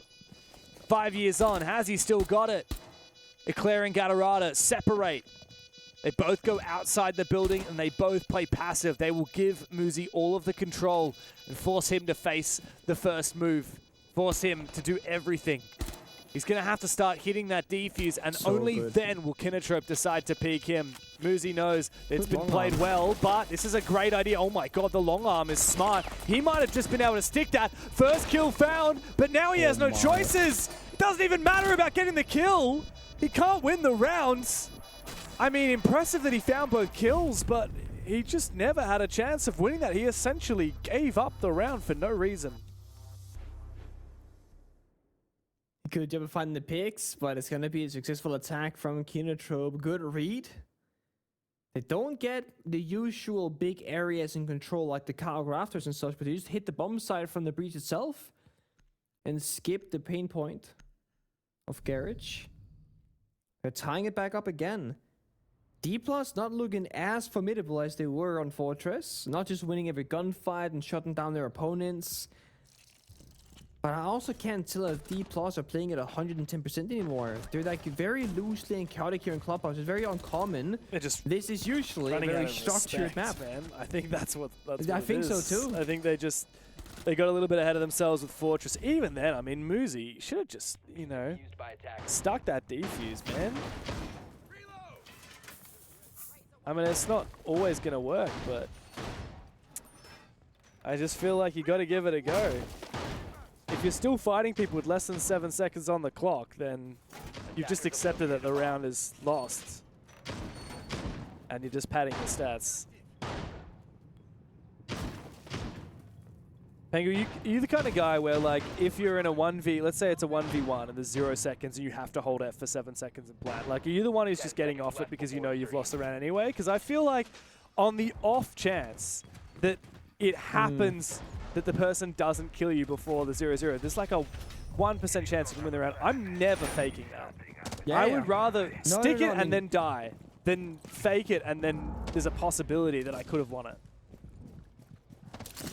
No, I mean, I would also always stick it in that case because sometimes enemies, they do make mistakes, and we can see that not just in, you know, sticking a plant or sticking a defuse. It comes down to a lot of clutch moments, right? Almost every single clutch in the history of any video game is you playing it to the best of your ability and your opponent making a small mistake somewhere and you capitalizing on that. It's very rare that we see a clutch being a pure like outplay where the enemy played it perfectly and you just somehow were better. So you stick it, sometimes you get lucky, you get a free round, we take those. Sometimes you're unlucky and you lose a round you have no business losing. That's the name of the game, that's just how it is. Also, Fuse being onto action, of course, is Kinotrope. I speak about it during the last matchup between Scars and CT, how Fuse is never played anymore. And then the next game, they bring it! Let's go, boys. I think it's cleans out the gym. It should clear a lot of the Denari lasers. I believe that's the main thing that probably Dplus would have put in that position. Perhaps some more My Magnets, Thorn Traps. Razor Blooms. Yeah. Yeah. Kinda love the unusual playstyle. That's Kinotrope. Now, there is a Kali in action, or it's a Clash in action, but Kali's there's a huge counter, as it can knock back the shield at every bullet. That's it, we don't see The that only problem happen is very that if often. Nearest, it is, I mean, there's not many angles where you can reliably get a line of sight, right? If Clash plays in the office room right here, Kali will never see that shield again. Oh, the timing is so unfortunate there for Gatorada. Maybe had a freebie inside of office, but no. They're mostly stuck in the windows. Is this nade actually true? No, it was Wait, a bit what? of a troll. Oh, okay, other point of view. Oh, I was like, hold We up. get a little bit debated. Niers actually does peek around the Clash Shield, take down Alligator. That nade's the real deal, and real. it does confirm the kill. Well played from Kino. However, Levy fights back. Alligator's gone down, and Moosey's firing up inside bedroom itself. Now it's Carwow, the last one left, as Alligator and, Akayu and Moosey trade directly 1v2 winnable. DMR in hand, he's got so many bullets to work with. Levy and Falls separated. He can pre-fire every angle. He'll detonate that fire extinguisher, give him a little bit of cover for a brief moment. Levy and Falls just waiting. They'd rather play this in the 2v1. They are standing back to back waiting. I sure as hell hope for their sake that they don't line up. Carwow is baiting them back and forth. I think they have the read. Fade away from Levy. A couple of shots baited, but he does eventually confirm the kill. Dplus, again, pretty close, but looking a little bit better. You could see the discipline shift there from like the 3v3 to the 2 versus 1. They were playing very close together. Nobody swinging and say, all right, guys, lock it in. Come on. It's not as easy as it was on Fortress. They get the 1 round lead now, 5-4. Operator bans. I mean, it could be a Clash ban. It could also be something else. I don't think Bandit is worth banning. Mirror ban. Okay, well, not a bad shot either. And then Blitz in response, actually. Okay. Yeah, look, the Blitz was picked on the church attack and didn't really work out. Sure. So both teams banning Blitz on Clubhouse with either team or neither team really utilizing the Blitz. Definitely, yeah, not my preferred shield. I think the Blackbeard is definitely a better pick for most situations where you want an aggressive shield, especially because of how much util clear and space clearing you want from that Blackbeard. That's the last bans of the map. She'll be back into it in a brief moment. Dplus just edging ahead. They are only a couple of rounds away now from sending Kinotrope down to meet Scars in that lower bracket. Here's his player cam, man. There's no color. It's just gray and it's bright. That's all there is to it.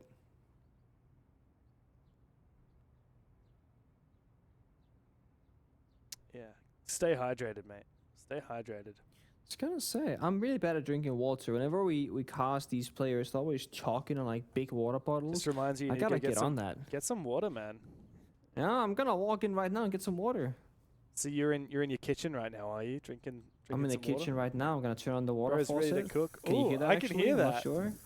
That's Yeah, beautiful. Getting the water in the glass. Hey, There we go. Very nice. Stay hydrated, people. I'm the opposite. I'm the kind of We guy might that just drinks have a long one series. entire bottle of water per map that we cast. You drink so much liquor when you cast. It's ridiculous. Like, well, so I'll bring 2 water bottles with me when we're doing like a major or whatever. You'll bring your own 2. And halfway through, you'll reach for mine. I'm like, bro. And then you'll text the group chat, hey, can someone bring more water to the casting booth? I'm like, you drank 4 bottles. We haven't finished the game. And like, what do you mean more water? I drink like, a liter per hour when I'm casting. That's just natural, I think, man. You got to do it. I've always had this weird thing where I just have never consumed many liquids. Like, I don't like energy drinks or like any drink for that matter that's like half a liter bottle. I like my can, like the 333 or whatever. Yeah. But the half liter, I'm just like, I'm never gonna finish it. Look, I typically agree with you, but water is different for me.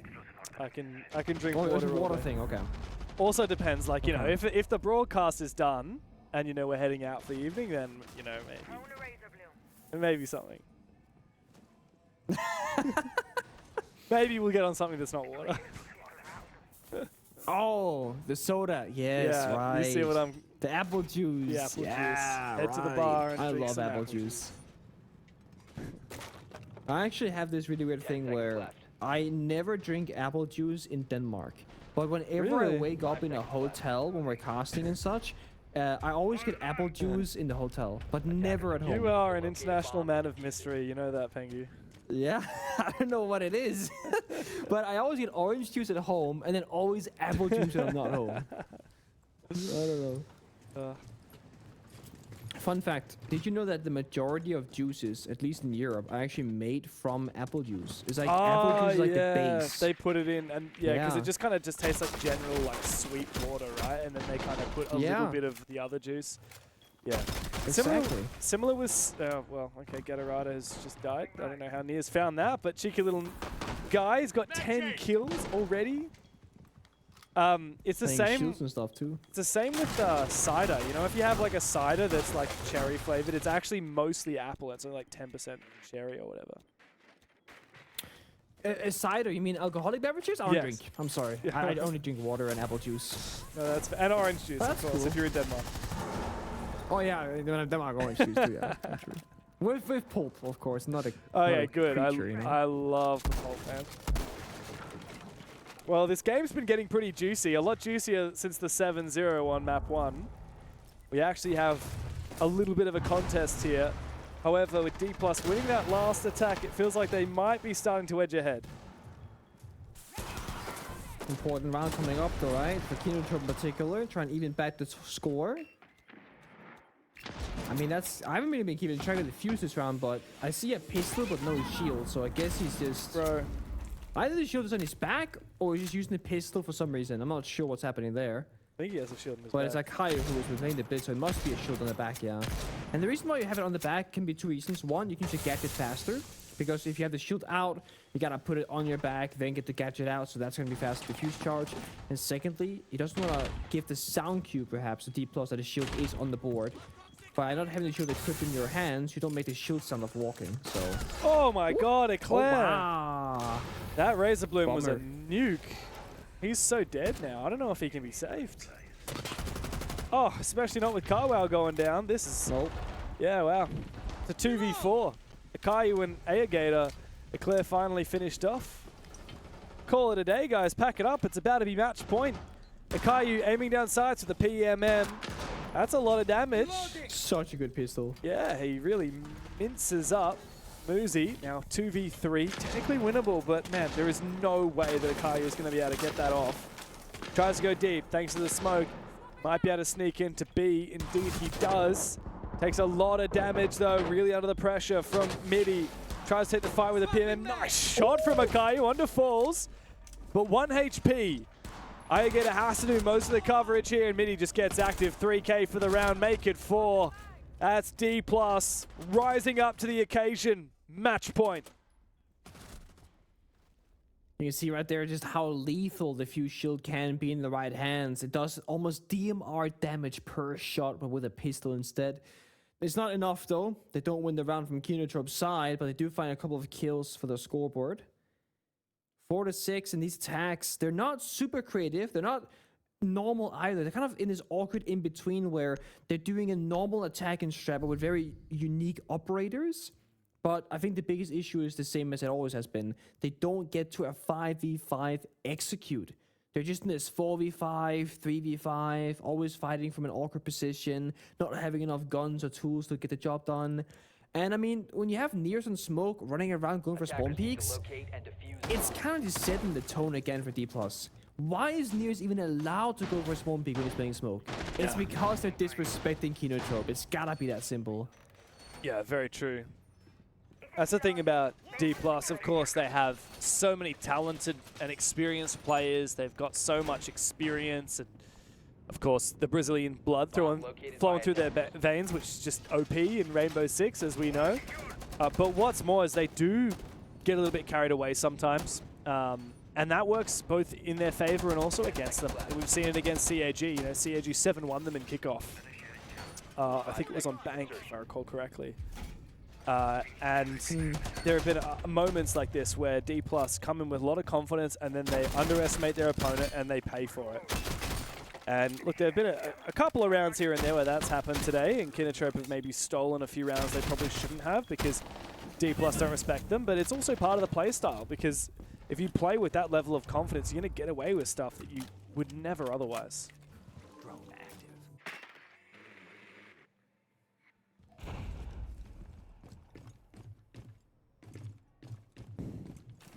It's not like a C4 just tossed from top, but there wasn't just a soft reach, I guess, instead, or a very much charge from distance. Trying to have a look here from the Kinotrope side. They're kind of off the more passive ops and slow pace, and more like quickly in the building, right? The Lion, the Solid Snake, those could be. Maybe finally gonna try and match Dplus and try and take tempo control and say, we're gonna dictate how fast we're gonna go. We choose how the fighting happens, and we'll have the intel to do so. Now just gotta back that up with some good gun skill, and that could be the win con. Very unusual setup here from Dplus. Kinotrope, they draw first blood and second as well. Yep. Big couple of kills from Ayagator as he makes his way inside. Goes for 3! It's an Ayagator type round. Muzi 1v5. Good luck, mate. It's not going to happen. The Dokkaebi calls him. That can continue spamming on through until his phone explodes. He'll let it ring out, take the damage, and keep moving. He wants to isolate these ones. He's been spotted on the drone. Ayagator's low HP. Kinotrope have half the round to get it done. I don't know what happened there. Carwell caught with his pants down. Muzi takes him out of it. Looks for a little bit more. The plant being stuck by a Caillou despite it being in an exposed position. Now this is truly impossible. Muzi will do his best, but this is going to be another round for Kinotrope. Yeah, for sure. I mean, we saw him trying a 1v2 and he didn't win that one. Now it's a 1v4 instead. And they're all playing so disciplined, except for this guy, but he wins the gunfight regardless. Traits, actually. Leclerc finds the final pick, and that right there, that is the more explosive Kinotrope that we saw in group stage, where they don't have too much fear in the server. There was a 3-1 Ayagator go kill, and back him up with Dokkaebi calls, with the Lion scan, etc., and just get the job done. That is the first time I would say this entire BO3 where they full commit to that playstyle and go back to the usual ways, and it worked perfectly. One more time here in Clubhouse, and they'll enter overtime. Defenders, protect your bombs from being defused by attackers. Yeah, Dplus can't afford to have rounds where one single player from Kinotrope can make one play and the entire round is undone. That's exactly what happened. Now Nears, he's on the clash. He's played with so much ego all day long, and he's fragged out like crazy. He's hiding that clash inside the shower so that Kinotrope don't bring any counters. Funnily enough, what we're seeing right now is that Gatorada is actually picking off of the Kali counter to that clash onto the Dokkaebi. Without the Kali, I'm not sure that Kinotrope really have much util to be prepared to do it. Never mind, they be onto the Kali again with the Ayagator. These guys love their Kali, they love their Maestro. They are so strange, they love their Fuse. But you're right, the overall pushes and the defenses aren't necessarily like completely revelational, maybe except for that reinforcement in Gym that we saw a couple of times. But these attacks in particular, we see a couple of spicy operators, but we don't necessarily see a particularly crazy actual attack plan. Yeah, I will say this. Kinotrope have not been showing their cards early on. If we don't know what's happening, that means Dplus have no idea what's going on. And that is a good way to confuse the enemy, right? Don't give them too much intel. Now they went slow, then fast, and slow again. So Kinotrope maybe trying to, again, control that pace. And because Nears is on a clash, it also means that that lone wolf of Dplus that can go for a spawn peek, can go for a crazy play in the middle of the round, he's more passive. He's forced to be as the clash. He can walk in, he can peek his head and say, hey guys, anybody home? No, okay, fair enough, back out again. But he can't go for a gunfight the same way because he's on that shield operator. So it does feel like Nears has to be more respectful in this round and not overstay or overcommit to a weird push. Like, if he were to go all into CCTV here, for example, and die into Gatorada, he could lose the round for his team. So Nears has to be kept on a leash. Here comes a nade. Oh, never mind. Magnets are still going to help Nears out. Oh, nice shot onto Muzi. First blood for Kinotrope. But do they have a way to force themselves inside? They still haven't dealt with this clash, tucked away in the corner of office, looking very snug and safe. As I say that, Nears will fall. Kinotrope might just have what it takes to push OT here. They've got so much info. So many of these players from Dplus are exposed, and they've been falling one by one, isolated. Let's see how you handle this. Only a few more to go now. Got the call ringing. Mitzi has to answer, suffer a lot of damage right now. He does answer the phone, but there are more to come. Oh, Kaya finds another one. If they find them all, like a flawless round for Kinotrope. And just like that, seeming out of nowhere, they will bring the map of Clubhouse into overtime. It's perfect patience, and despite every single round, it felt like the opening pick was won by Dplus. Kinotrope have stepped up again. We go into overtime. Kinotrope back onto that defensive side. And Dplus, the pressure is mounting. You smashed them 7-0 on the first map. You had a lead here on the second.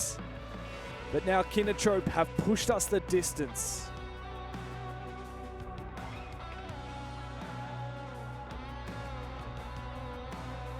I'm curious what's happening if you're in the team speak of Dplus. Is it a very serious tone? Are they laughing about it? Are they saying, guys, enough is enough, we had our fun, let's close it out now? Because if you go to Lair, you know, anything is really possible. Momentum shifts, Kinotrope with a lot more confidence in the individual gunfights, everyone's fired up. If I'm Dplus, I'm getting a little bit worried. I'm really hoping to lock it here on Clubhouse and say 2-0. Because, I mean, the story is, you know, Dplus is supposed to fight against CAT for first place. That has always been the story from the beginning of groups. And while Dplus have had a little bit of a shaky stage compared to previously, they're very still much in that conversation. Everyone good? Alright. Brother, they got Maestro and Scopus. Two opposites or a lot of robots? What are we talking about here? I just, like, two rarely picked operators. It's just Kinotrope doing Kinotrope things, man. Look, I have been a Scopus hater, but we did cast like the greatest Scopus play of all time in EML at this stage with Marto. So I can't be a Scopus hater. Not anymore, no. No, I can't be. But I don't know if anyone can top what Marto did. We'd love to see it. That's the issue. Once the highest of highs have been accomplished, you're just sitting there thinking, no one's ever gonna top that. And Scopus is still like a very new operator. It's almost a shame. Whoa, I did not realize happened. You can see Scopus herself during the swap. Did you see it just then? I've never noticed that before. I feel like I told you that's a fun fact like forever ago. I remember you saying it. I've just never actually seen it myself. Yeah. So every time you swap, you see like the Scopus human behind the robot's, I guess, face. It's creepy. It's kind of like when we intersperse Rob on the desk when he's doing something silly, or when you're doing your little moment during our ramen segment. We have you fade in. Place like that. That's it. A little bits and bops, as we say.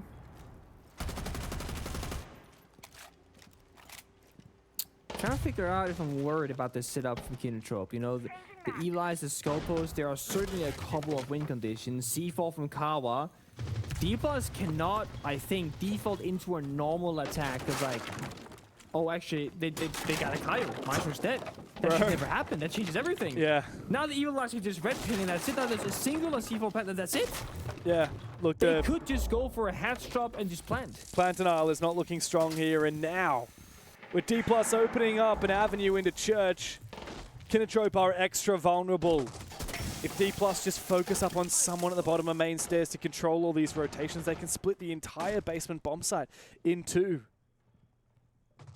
But it looks like a retake is about to happen. Kinotrope want to get aggressive, and Eclair does find that kill onto Levy at the bottom of the main stairs. Maybe Kinotrope have a chance, but they bite off a little bit more than they can chew.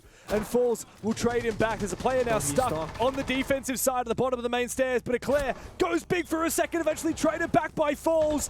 It's Gatorada against 3. He spots Nears, a little bit of damage done. The nade comes back his way, finds his head, but quickly loses his own. Muzi trades it back, another match point, and another chance to finish it off for Dplus Kia. Oh man, you really had to wonder what would have happened there if the Maestro was on the board, just sapping and doing damage and plant denying early on and just forcing the Dplus push into a different avenue because they had so much intel but nothing they could do with it. I'm really proud of Dplus there for going for a moto door take. It's messy, it's a very close, claustrophobic space, but it worked really well because the majority of the Evil Eyes were elsewhere.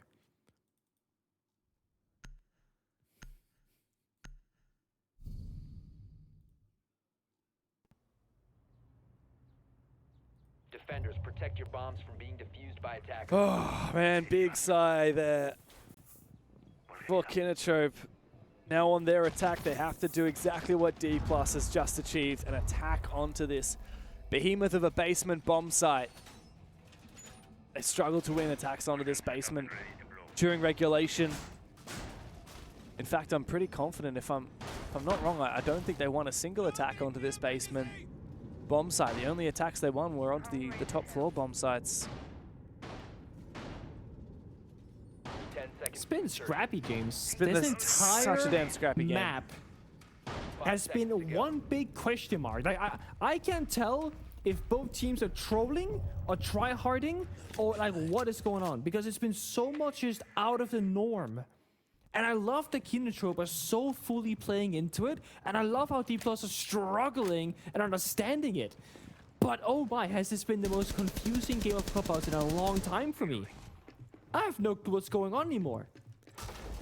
We're seeing Bandit on basement now. And not for the first time. It's the first time for Dplus, but Kawa have also done this when Kinotrope were defending. So they're both just doing these things that we haven't seen for ages. Fuse, third round pick now. Kali, same story. They're loving it. On basement. Can't get enough of it. I mean, where are you fusing? Are you going to go into kitchen and fuse the floor there? If so, you can fuse it up and triple wall church, any of the hatches. But like, what's it actually achieving? Look at the util that's being brought here makes by it on a sound. Boom, boom, boom, boom, boom. True. That's what it achieves. You can achieve that with so many other operators, though. Okay, but that's not as explosively funny. Like, Ram is noisy, but that's like a... The other one is like more boom, boom, boom, boom, boom. It's a different kind of noise, first of all. Second of all, Fuse has a shield with a crazy pistol. That means you can now take gunfights, you can fight a one-way angle on kitchen hatch, you can go for a plant later on. If your shield right here where Nears is aiming, you'll see the shields, the Fuse player's shield, but the Fuse will see the player of Nears to go for a free kill. It's a complete one-way. So you can always challenge kitchen hatch angle into the double door of church if you're a shield player on attack.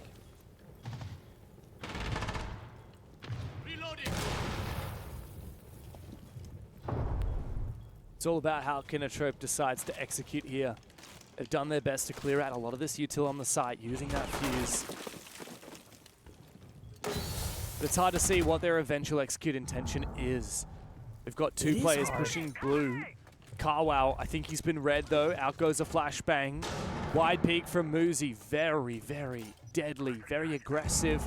from Dplus. Kinotrope have dropped with the diffuser. Here comes the church wall. Here comes the fuse. It indeed gets fused, and the Caillou actually manages to take down Niz with the fuse. It's not a mean pick whatsoever. He's farming them completely. What a shot from Muzi. Can't double up. We're going all the way. This game can never end. It falls in the 1v4, and Kinotrope will not let him stand tall. It's another 15-round overtime here in APL. Eclair can hardly believe it, neither can we. Kinotrope are incessant, and Dplus need to be careful because this game could very quickly spill into a map number 3. Double kill with the fuse gadget to start off the execute push. So they push on blue hallway and blue staircase. They force the defenders back towards the church triple wall. Then they fuse the church triple wall, and either they walk forward and will die to the attackers from blue holding the crosses, or they'll stay in that awkward in-between area. Maybe that's the fuse, maybe not, and they both go down. Dplus have called, I believe, yeah, they have a tactical timeout. Hell, the coach right now is like, guys, we had the game. Now we're losing it. One more round. Lock it in. Come on. They cannot afford to lose this and go to lair. No, they really can't. Al's better to talk some sense into them now. Dplus cannot afford this to go the distance. After a 7-0 on the first map, now letting it slip. Match point after match point they have had so far, and they haven't been able to convert. Double kill with the fuse. Look at this. Boom. One tap from Muzi. The Nitro Cell almost landed as well. Would have landed right in his lap if he managed to detonate it in time. Almost a look of surprise on Kinotrope's face. I mean, I'm sure they can't believe it. What just happened? I mean, that is a steal of a round. They won with almost no effort, because the fuse just got 2 kills. I mean, they did a lot of things to set that play up, don't get me wrong. But that should have been way harder, and I think they were expecting it to be way harder. And they just lose out of nowhere, almost flawlessly.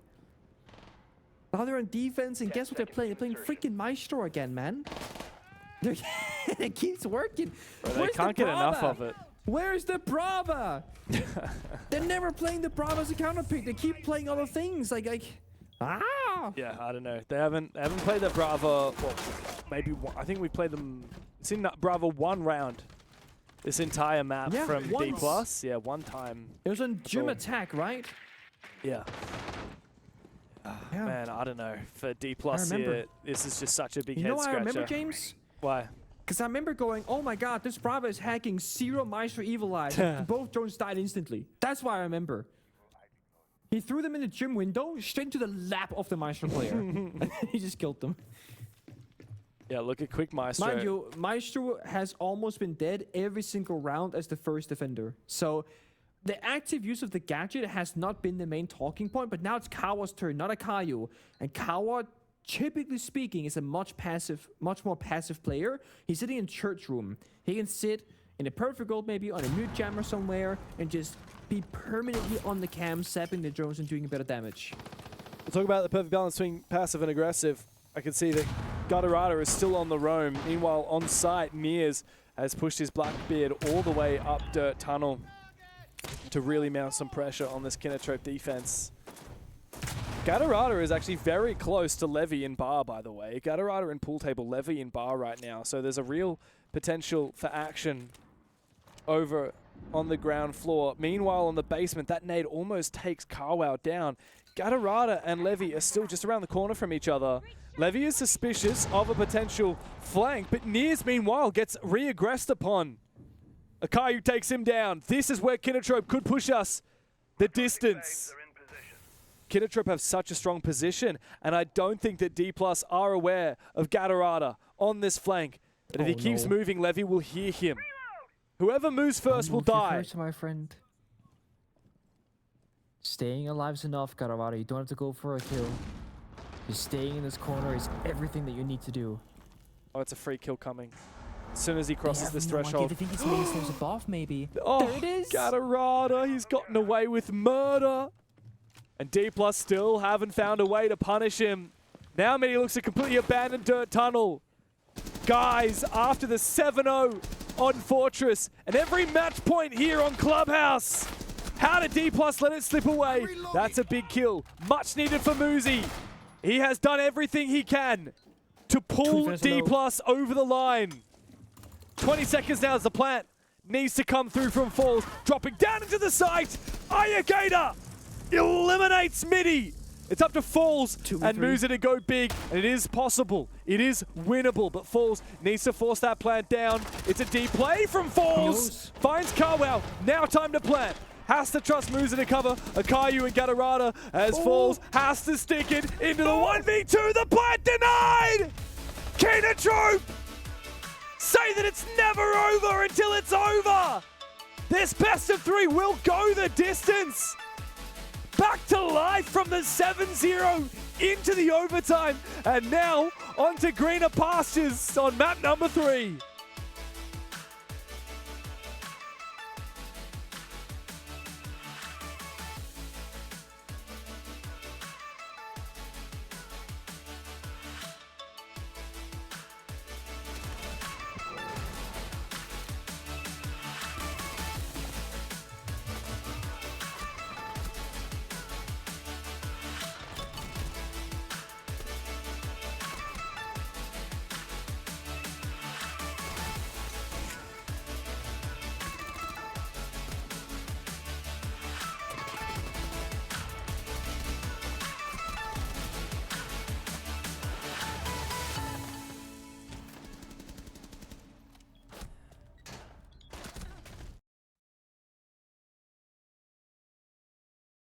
팀 활동하면서 일단 숙소 생활도 많이 하고 하면서 이제 원래 같으면 회사 가서 막 사회생활 배우고 해야 할 나이긴 한데 뭐 여기서도 뭐 다들 뭐 사회생활이 필수니까 최대한 뭐 그런 걸 배우게 된 것 같고요.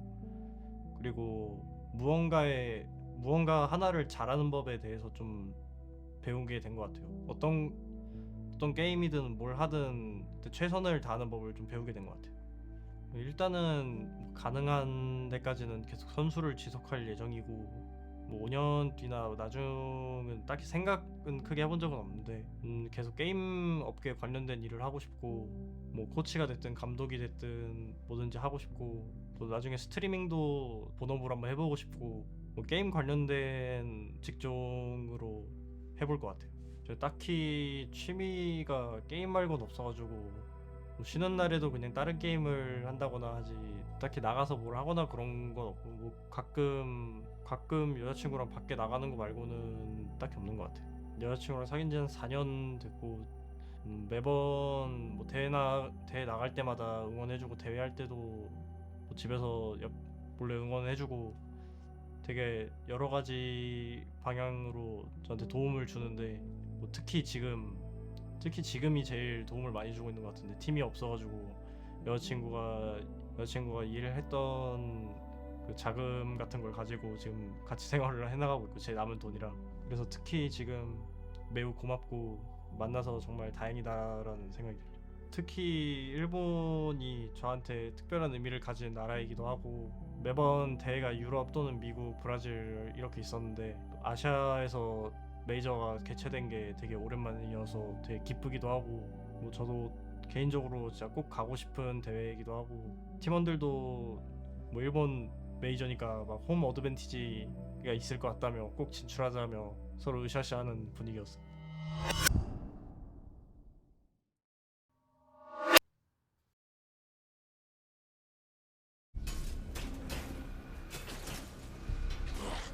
We're out of time.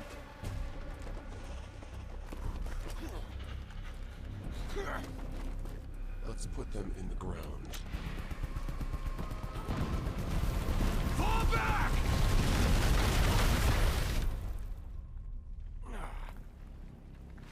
Team 1. Report. Alive and well stayed. We lost comms with the other team. They have their orders. We need to go for Nyx. Dokkaebi, be my eyes. Mute, cover her. On it. Hostile. Sending a payload.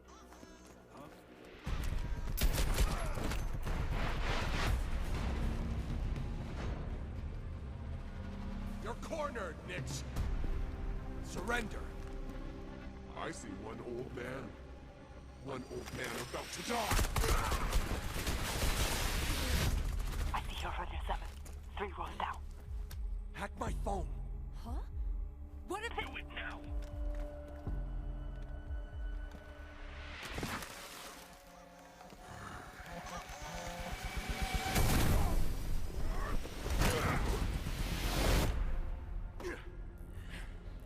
Quick thinking there, Sig. We trusted each other, and it paid off. Rendezvous for extraction, Team 1.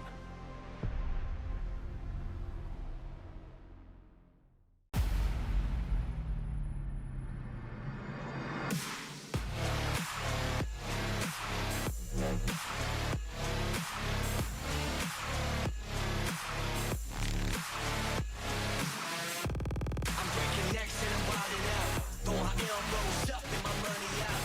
Cause I came to get down, so let's run it up. I'ma keep it going till there ain't nothing left.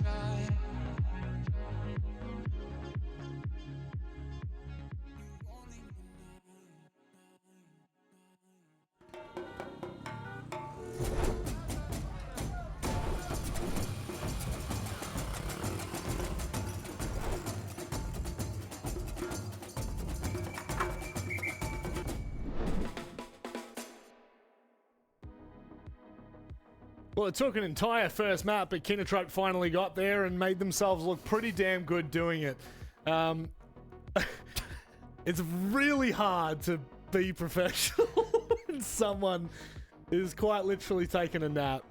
James, can you sign for me? Hey, okay, that's how I think he's just resting the vocal cords a little bit, but they were getting a little strained towards the tail end of that second It's lap, not even 1 a.m. yet. It's not. It's not even 1 a.m. He's done worse. He has done a lot worse, and we all know it. But moving forward from this discussion, that was a ridiculously good map toward the end. We were halfway through it and we were like, oh, please, just don't be like a ridiculous D+ defensive half. And it wasn't. And Kinotrope looked good, guys. They looked like they were backing themselves in a lot of gunfights. There were a lot of gunfights that I felt they were maybe over-aggressive, but they were just heating up. And that now leads us into a really, really nice conversation as we have a third map to get to. But what were your thoughts on Club? I mean, the biggest takeaway for me was just how incredibly successful attack ended up being. Yep.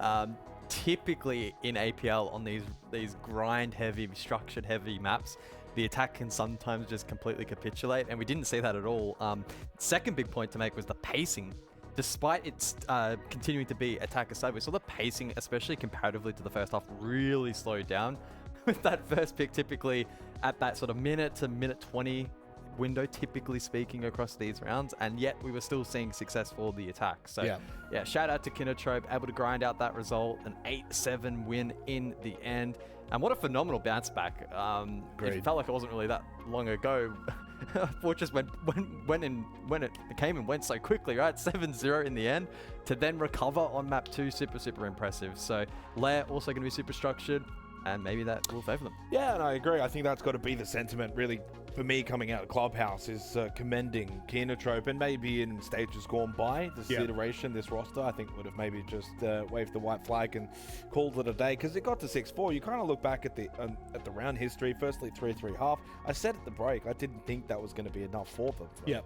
And it almost wasn't, because it got to 6-4, and I think that's following the script that we typically see in Clubhouse. What we expected. And you get to that point, so at 6-4, what happens next is Kinotrope then win 4 of the next 5 rounds. They get 4 of the next 5 opening kills, and they flick a switch. And they're just able to win the early fights, really composed in the late round situations. Whereas on the flip side, Dplus actually looked completely uncomposed, especially in overtime. So, I mean, disappointing a little bit if you're Dplus, because I think to be able to beat CAG, to be the best team in this region, that's a match. That's a map you probably should have won.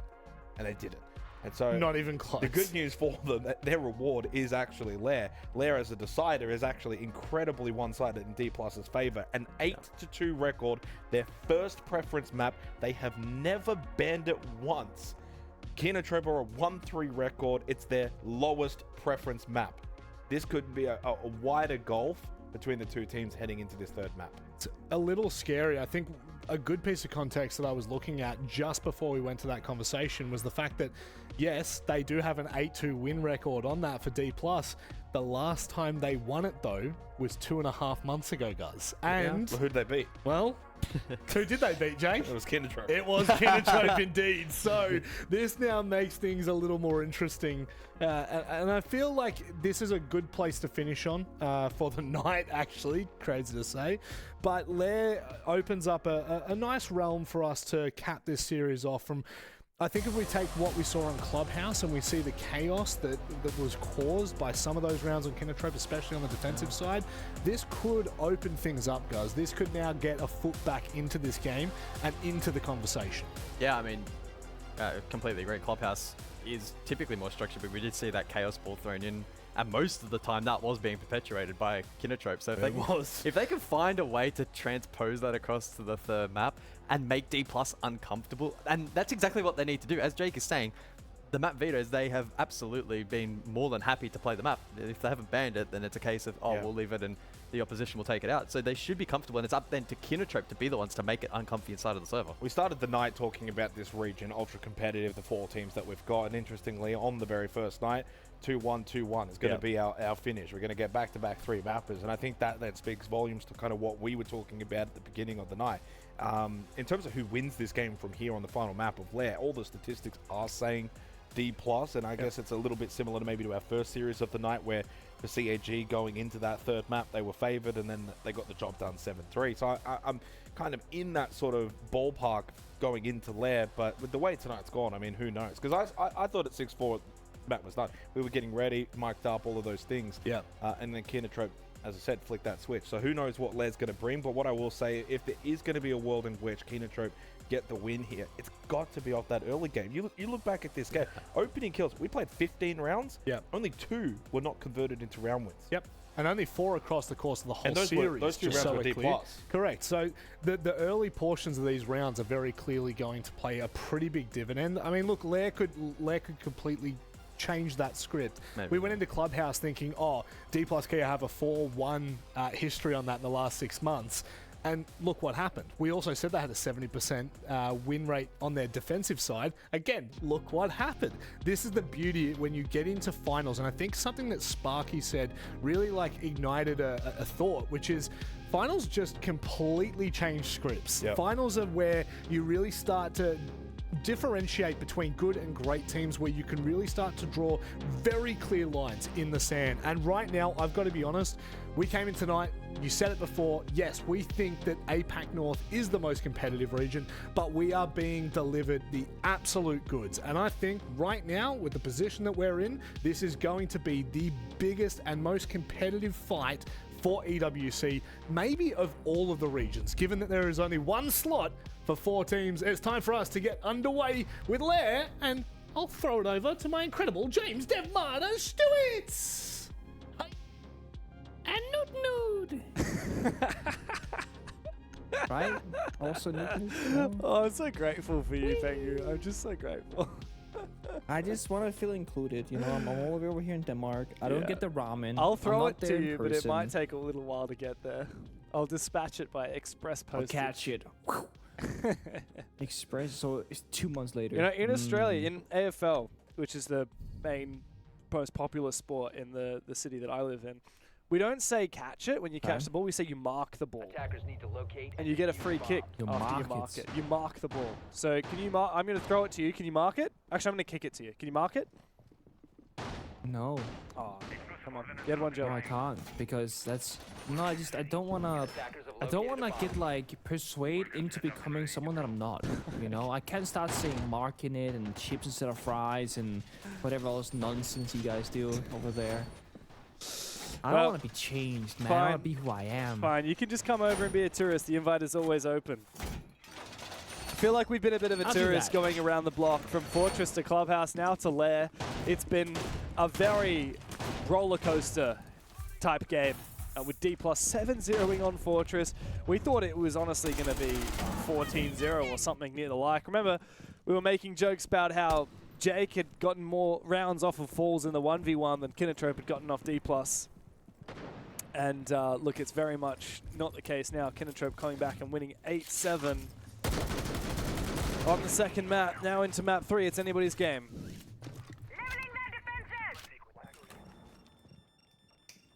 This conversation between Dplus and Kinotrope has been like, Dplus 7-0, they're dominating them. Oh my god, bank going to overtime. The whole thing is just bouncing up and down. I'm not sure where we're left at. Like, do I think Kinotrope is gonna win Lair? I have no goddamn idea anymore. I'm still left baffled and confused after Clubhouse, what we saw. But I genuinely still believe this one thing though. If Kinotrope can keep up this like quote-unquote confusing gameplay, play the weird operators, do some weird attacking rounds, some funky defensive setups, I genuinely think it's great counterplay. Because Dplus are not ready for it, they're not prepared for it. Falls early on in the very first stage when they joined in APAC North with this Brazilian roster, he said that they were struggling to start off because they didn't understand their opponents and their playstyle in the meta. Kinotrope is pretty much taking that aspect and winning with it, at least on the previous map.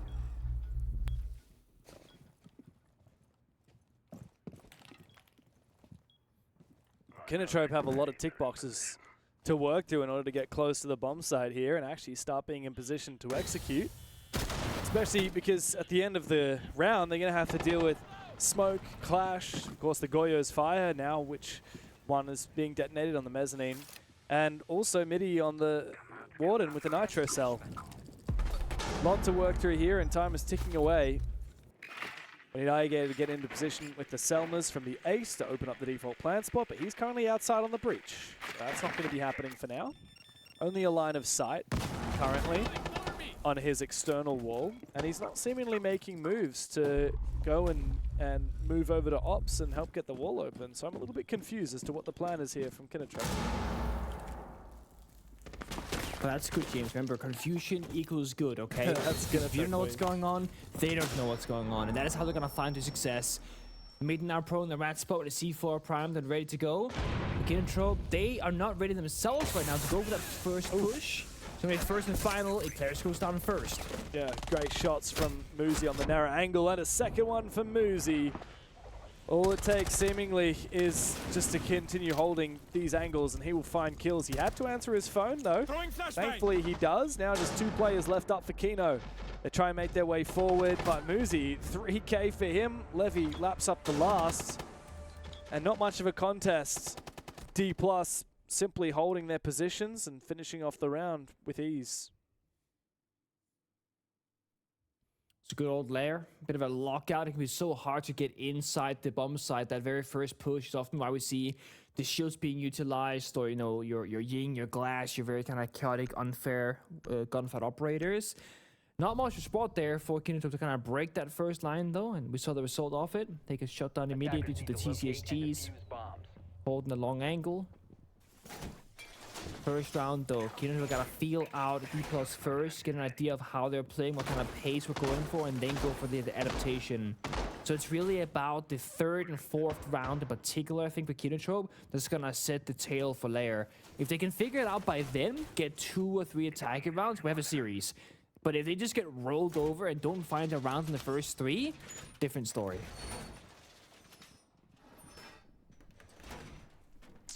I see a Scopos again here, by the way, Nick. Lot of Scopos. Lot of Scopos recently. Where's Scopos from? Creative. Let's quiz you on this. Where's Scopos from? Greece. You're correct. You're correct. I know I'm correct. I'm actually quite good at that. Are there any operators that you think you don't know where they're from? What about Ram? Do you know where Ram is from? It's actually crazy that you say Ram, because I was about to say, I don't think I know where Ram is from. I am going to check. I feel like I Googled this the other day. I know where like Rayora is from, for example. Like I know the niche ones, but not that Rayora. Oh, Rayora. I'm always gonna get that because it's such a cool one. Yeah, that's an easy one. Because Rayora, I believe Rayora is Maori from New Zealand. But funnily enough, Ram Kiwi. is. I think the confusing one are the ones where like we already have operators from that country, and then this one's an additional one. Like Ram is from South Korea. So, and we already have 2 other South Korean operators. Guessed. Do you know who else is from South Korea? I would not have guessed. Though could be Ritual? Yes. Yes, okay. The hesitation there got me nervous. I'm not gonna lie to you. I was like, silence. What about Striker? No, I like how we have representation. Does Striker and Sentry have nationality? I actually don't. I think they're a blank slate, no? Because it's not a. I don't know. No. Well, this round certainly isn't a blank. Round, I look it up. Yeah, please do. Kinotrope just went straight on in with a sledgehammer. Kai, though, unfortunately for him, was not in a position to take the gunfight as he erupted onto the bomb site. He was taken down. Ooh. Almost a chance there for Ayagetter. He got peeked at just the wrong moment by Falls. Going deep into the site now. Muzi, 1 HP. If he swaps to the other shell, he will have that shell's HP instead, perhaps be a little bit more deadly, but instead he favors positioning over HP. Okay. 3v4 as Kinotrope. Keep that pressure on. For now, they're so split apart, right? They hear the scope of shell, changing location, saying, okay, where is this person going to appear? Could be right around the corner. Kawa's stuck in the doorway, has to try and take a challenging fight. It's actually a 3v3 on the bomb site. It's happening. Yeah, now we see 2 players going for a flank. It's Niers and Muzi, but you're right. It's a 3v2 on the side, except for the fact that we have the vertical potential. Muzi does get traded on back, but Niers still upstairs. 1 player from each team on the ground floor, 1 player from each team near the bomb site in the basement as Kinotrope look to make a rotation and regroup for one final last-ditch attempt onto the bomb site. That kill from Gutterata certainly will help out. It's Niers in a 1v2. He might be able to get info on where that plant's going down thanks to the Solus gadget, the scanner. Oh, what? They faked it. They couldn't decide. They now relocate. Now he's got info on where the plant's going down. He's going to drop down from this other hatch, which is a little bit more safe. No, actually, he's going to look for the vert angle. Doesn't find it. Now he can drop down from the hatch or go to the stairs or continue playing the vert. This feels very risky. Niz is just hoping that he might catch someone off guard, but I don't think it's likely. I'm pretty confident that Kinotrope should be able to lock this out in the 2v1 as Niz drops down into the basement. Doesn't have any info to work with. Wow, long angle for him. Surprised he even saw it. Doesn't find the shots though with the SMG-11. Kinotrope just toying with him. Out comes the shotty, close range. Checks the wrong side of the door, and Kawa takes him down. Kinotrope looking solid on that basement attack. Very good. And they get an early round on the board, which is even better given the fact that I was saying how they might take a few rounds to adapt and figure out the pacing here. So a good sign if you're a fan of Kinotrope, and a good sign for their attacks, because it can be difficult to get to even 2 rounds some of these teams here in APL. And to answer your question, Striker and Sentry, they are undefined real name, date of birth, and place of birth. Undefined. So they do not have a place that they belong to. I'll give you the last trivia, okay? All right. Is it another nationality? I'll give you 2 operators and where they're from. Okay, cool. Fenrir and Kali. All right, Kali is easy. That's India. Am I right? Okay, good. Yeah. And Fenrir though. Let's see if you got this one. Yeah, see, I thought you'd struggle with this one. I have something is calling to me, but I don't know if I'm right. Is it Argentina? It is not Argentina. Alright, can we start by guessing the continent? Is it Europe or is it South America? It is Europe. It's Europe. Okay. It's Europe.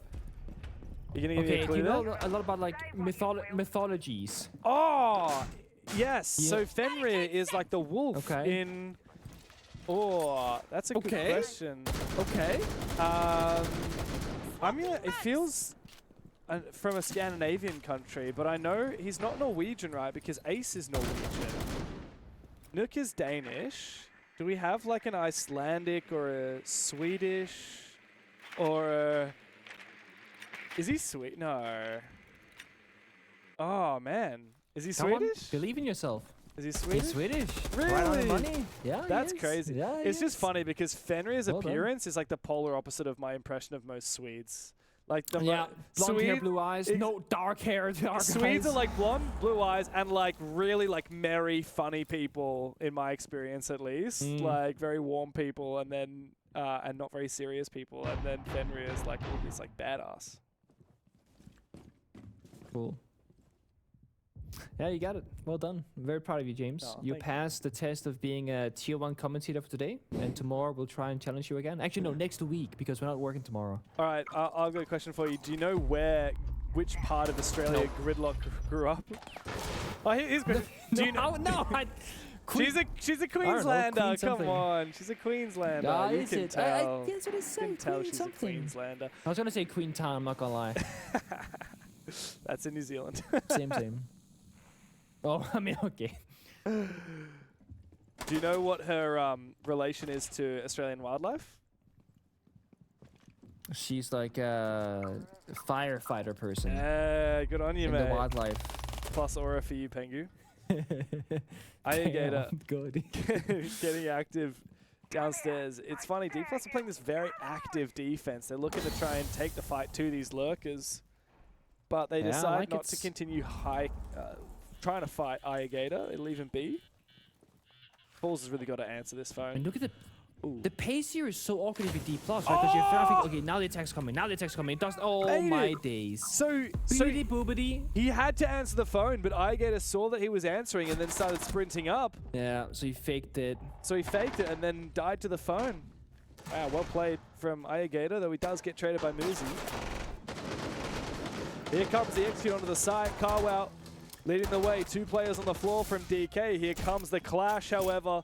And now the Blitz is in a world of pain. Niz rotates back over. I don't think he realized the plan is actually going down, or at least about to be going down. Akayu supports on the sends. Now the plan is going down from Carwow. It's up to Muzi, and he cannot see through those Sen's walls. Okay. Akayu gets him, and with that, Kinotrope actually take the lead for the first time in this series. And you know why, right? Because what on earth is going on? I think if you're Dplus, you generally have no clue when and where and how that attack is coming to life. Because there's no logic to it without having all the sides of information. And that's the thing. Dplus, I feel like they must start bringing like Echo Valkyrie, Pulse, or something like that to understand where the playable positions are from Kinotrope's attack. Because just being a player in the server with in-game sound is not enough right now. Blitz gets target banned, so double shielding from Dplus. Bandit from Kinotrope saying we want to get through those walls. Not that they've been struggling with it, but now they can guarantee it at least. Very puzzling couple of rounds, but great effort here from Kinotrope, I gotta say. I have a quote, James, from Twitch chat, okay? Yeah? Twitch chat, they know best. We all know that. All right. And they have actually figured out a phrase for how Kinotrope can win. Oh yeah, let's hear Somebody it. called Sneak All right. said, the import team shall be defeated with the power of APAC. Bullshit, our signature move. Oh man, as someone who has been part of the APAC esports community in Rainbow Six since it started, since we first got Pro League and even prior to that, mate, that sums us up. Like all the most iconic moments for APAC, you know, aces from Fnatic jumping out, the armory windows on Oregon with the FO12 Ella shotgun, you know, Dizzle clutching up, like every single time Anaton has drop shot hip fired with the Monty, like this is just our signature move, man. A little bit of APAC bullshit. Kinotrope, they really do feel like an APAC team. There's just something about Kinotrope. It just feels so distinctly APAC. Yeah. Oh, it's honestly been a great effort. At first it was confusing, but now we're just embracing it. Results are there. The Sophia stun might get baited though. I think that they believe they stunned the Clash. We know that Castle's hiding behind the corner, so it's gonna be a freebie from Levy here unless he gets hurt out. Nope. Complete freebie. Fates down the hatch. That's a 5v4. Nice little mini play there from Dplus. Them two also playing these pocket strats now and matching them in the chaos. Yep. Funnily enough, it also puts Levy in a great position to then cut off Gatorada from taking up the stairs from mezzanine. He might actually try and swing outside. He's so tempted. The housing of the hollow side actually catches him out and he dies. If he looked a little bit higher, he would have seen Gatorada and gotten a free kill, but in the end, he actually ends up getting the free kill himself. Thankfully for Dplus, at least Falls finds one, so they still do restabilize.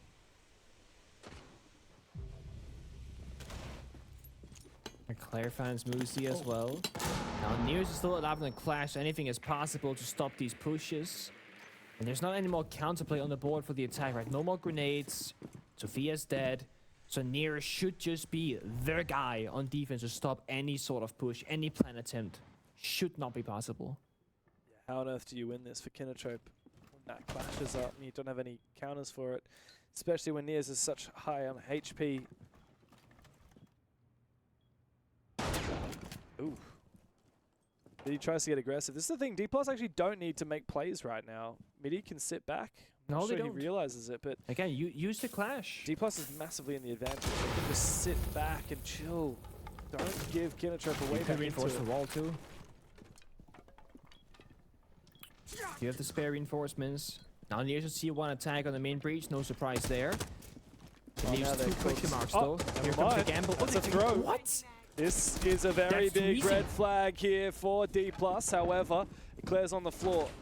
Falls has such low HP that there's no way he wins a fight. He's playing very passively as a result. Nice Nitro Cell doesn't land. It's still a 3 versus 2 for Kinotrope. Marching towards Falls.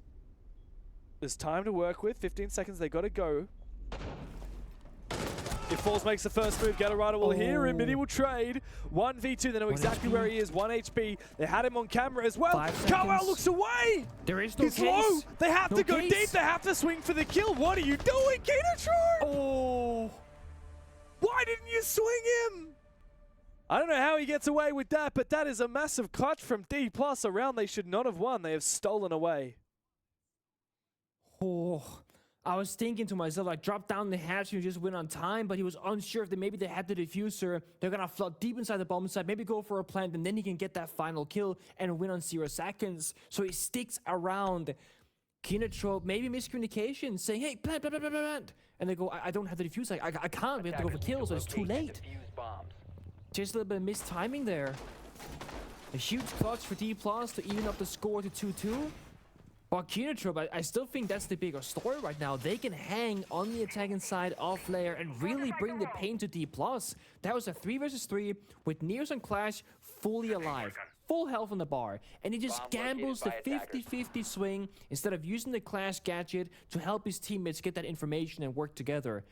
So I still feel like Dplus lacking respect in the server, maybe not from every player and every individual, but certainly somebody like Neos who was talking so much smack on map number 1 on Fortress, right? Every single round he's in the chat, harassing them essentially. And now he's going 1-3 and they're making a bad play with the Clash. He's gone from being the hero of Dplus to being one of the people that are not, you know, bringing up his own individual skill enough. He's not winning his ones and he's selling his teammates short in these rounds.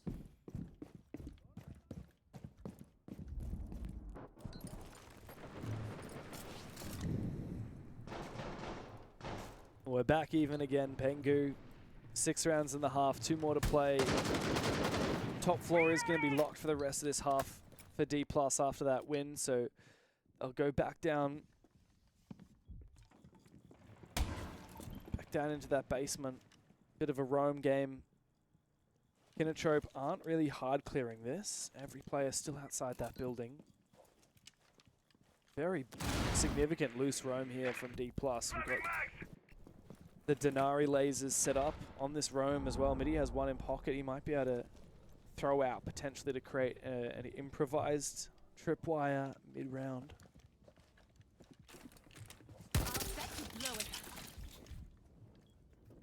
Out goes the Kairos, but they're worried about the roam still being alive. Claire goes down elsewhere to Falls. Oh, he's hot dropping. Who's in the basement? He's going straight forward. Hot drop. Falls is ready for it. They knew about it? Wow, I think just good game sense or just good wherewithal to check that. Very unusual that you'd be ready for a hot drop like that. Kinotrope not looking too hot right now. 2v5, and Ayagator quickly dispatched with it's Carwow against the world. Yeah, this ain't happening. Okay. Wow. So they're trying to go for a direct attack, and I guess when he found the Claire lurking by the bomb site door and lockers right next to that hatch drop, he's thinking this has to just be a direct attack, but I found one rat early. Where are the other ones coming from? Well, it must be coming down the hatch drop, right? So I think you're right. Good game sense there from Falls. Good read. Both the doors are barricaded. There is no push happening here. You are literally on an island. Every door is barricaded. He's like, guys, come find me. All right. He's gonna sit back and spawn, I think.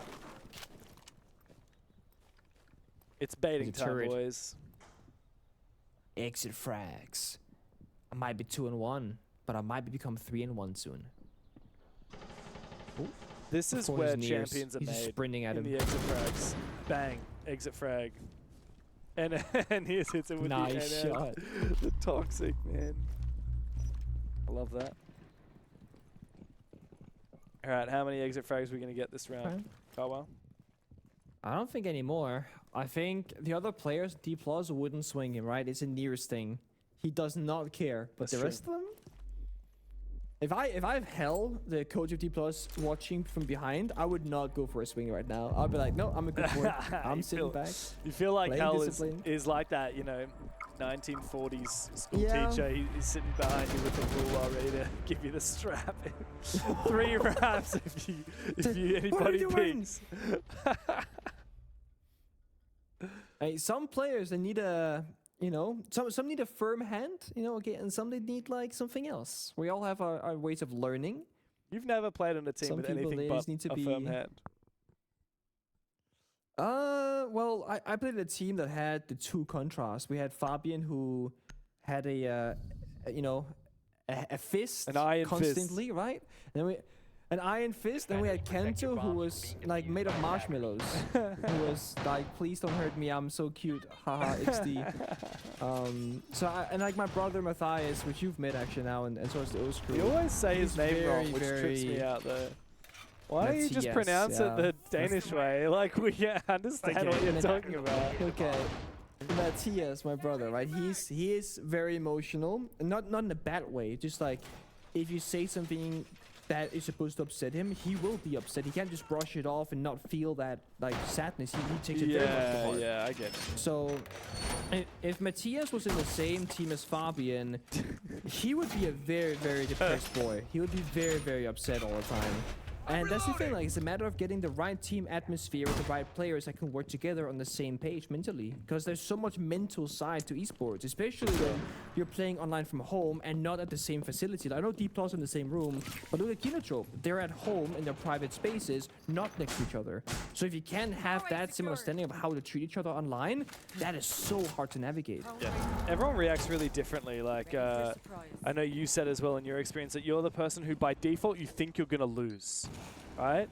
So that you prove to you have to prove that you're going to win. Whereas Fabian, back in your old team, he thought that you guys were going to win by default, and it was best in the world by far. Exactly. And it's like, if you guys lose, then you guys screwed up, right? You should be winning. If you just play the game like you can, you should be winning by default. I think it's interesting how, like, what different mentalities work well for different people. In the same way, like, some people like to play the game while really calm and chill. Some people actually play better when they're fired up. It's all about knowing yourself and knowing your teammates and encouraging what actually works for you. Do you remember the old Dark Zero, like back early days of Troy, right? Very early days. They had like the most disciplined, I think it's before Troy actually, they had the most like disciplined comms ever, because they released the YouTube comm videos and they were just like, all right, I'm gonna play a 90. All right, I'm watching him. You guys go plant. Like, in the middle of like a heater 5v5 overtime round, and there's no stress or urgency. Whereas almost every other team is screaming at that point. Yeah. It's so interesting to me how different that can be. Yeah. The best team in O's for a while was Wildcard, and my friend Silex was coaching them, and he said that he didn't have visuals while he was watching one of their officials. It was to qualify for a major or to like win the mini major during COVID. Well, he had no clue what was going on. He just had comms. And he was like, he just heard some comms like, yeah, one here, one garage, yeah, dead, all right. And he's like, what happened, guys? And they're like, oh, we won. I'm like, we won? We're champions? And they're like, oh, yeah, we won. Because their comms were so calm. What is this? Muzi, my dude, that is outside the building. This is panic, panic. He's got that Brazilian passion, Muzi does. It looks like Paul wants to jump out as well. He goes for it, as if it works. Immediately traded back by Ayagator. Probably wasn't worth it there for Dplus. Muzi's left now, very low on HP. Kinotrope surely can hunt him down. Muzi has no choice but to answer his phone.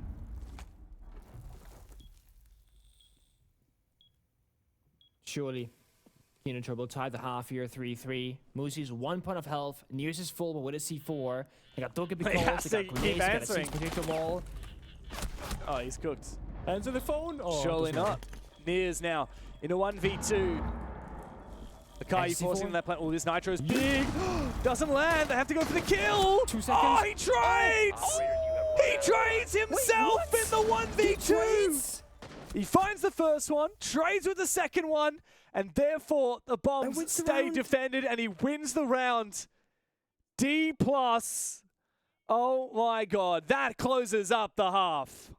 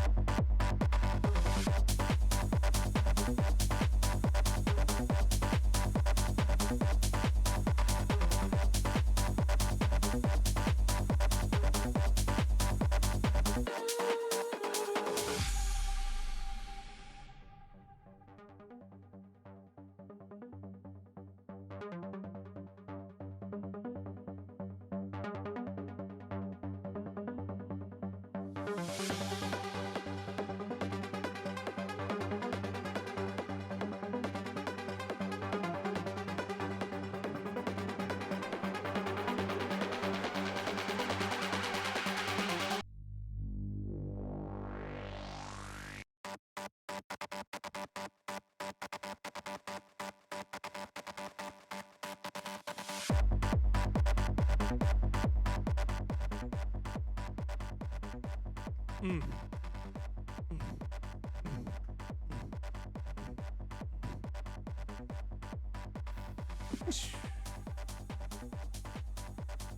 hit me with those hi-hats. Keep cruising. Keep cruising. And for the build.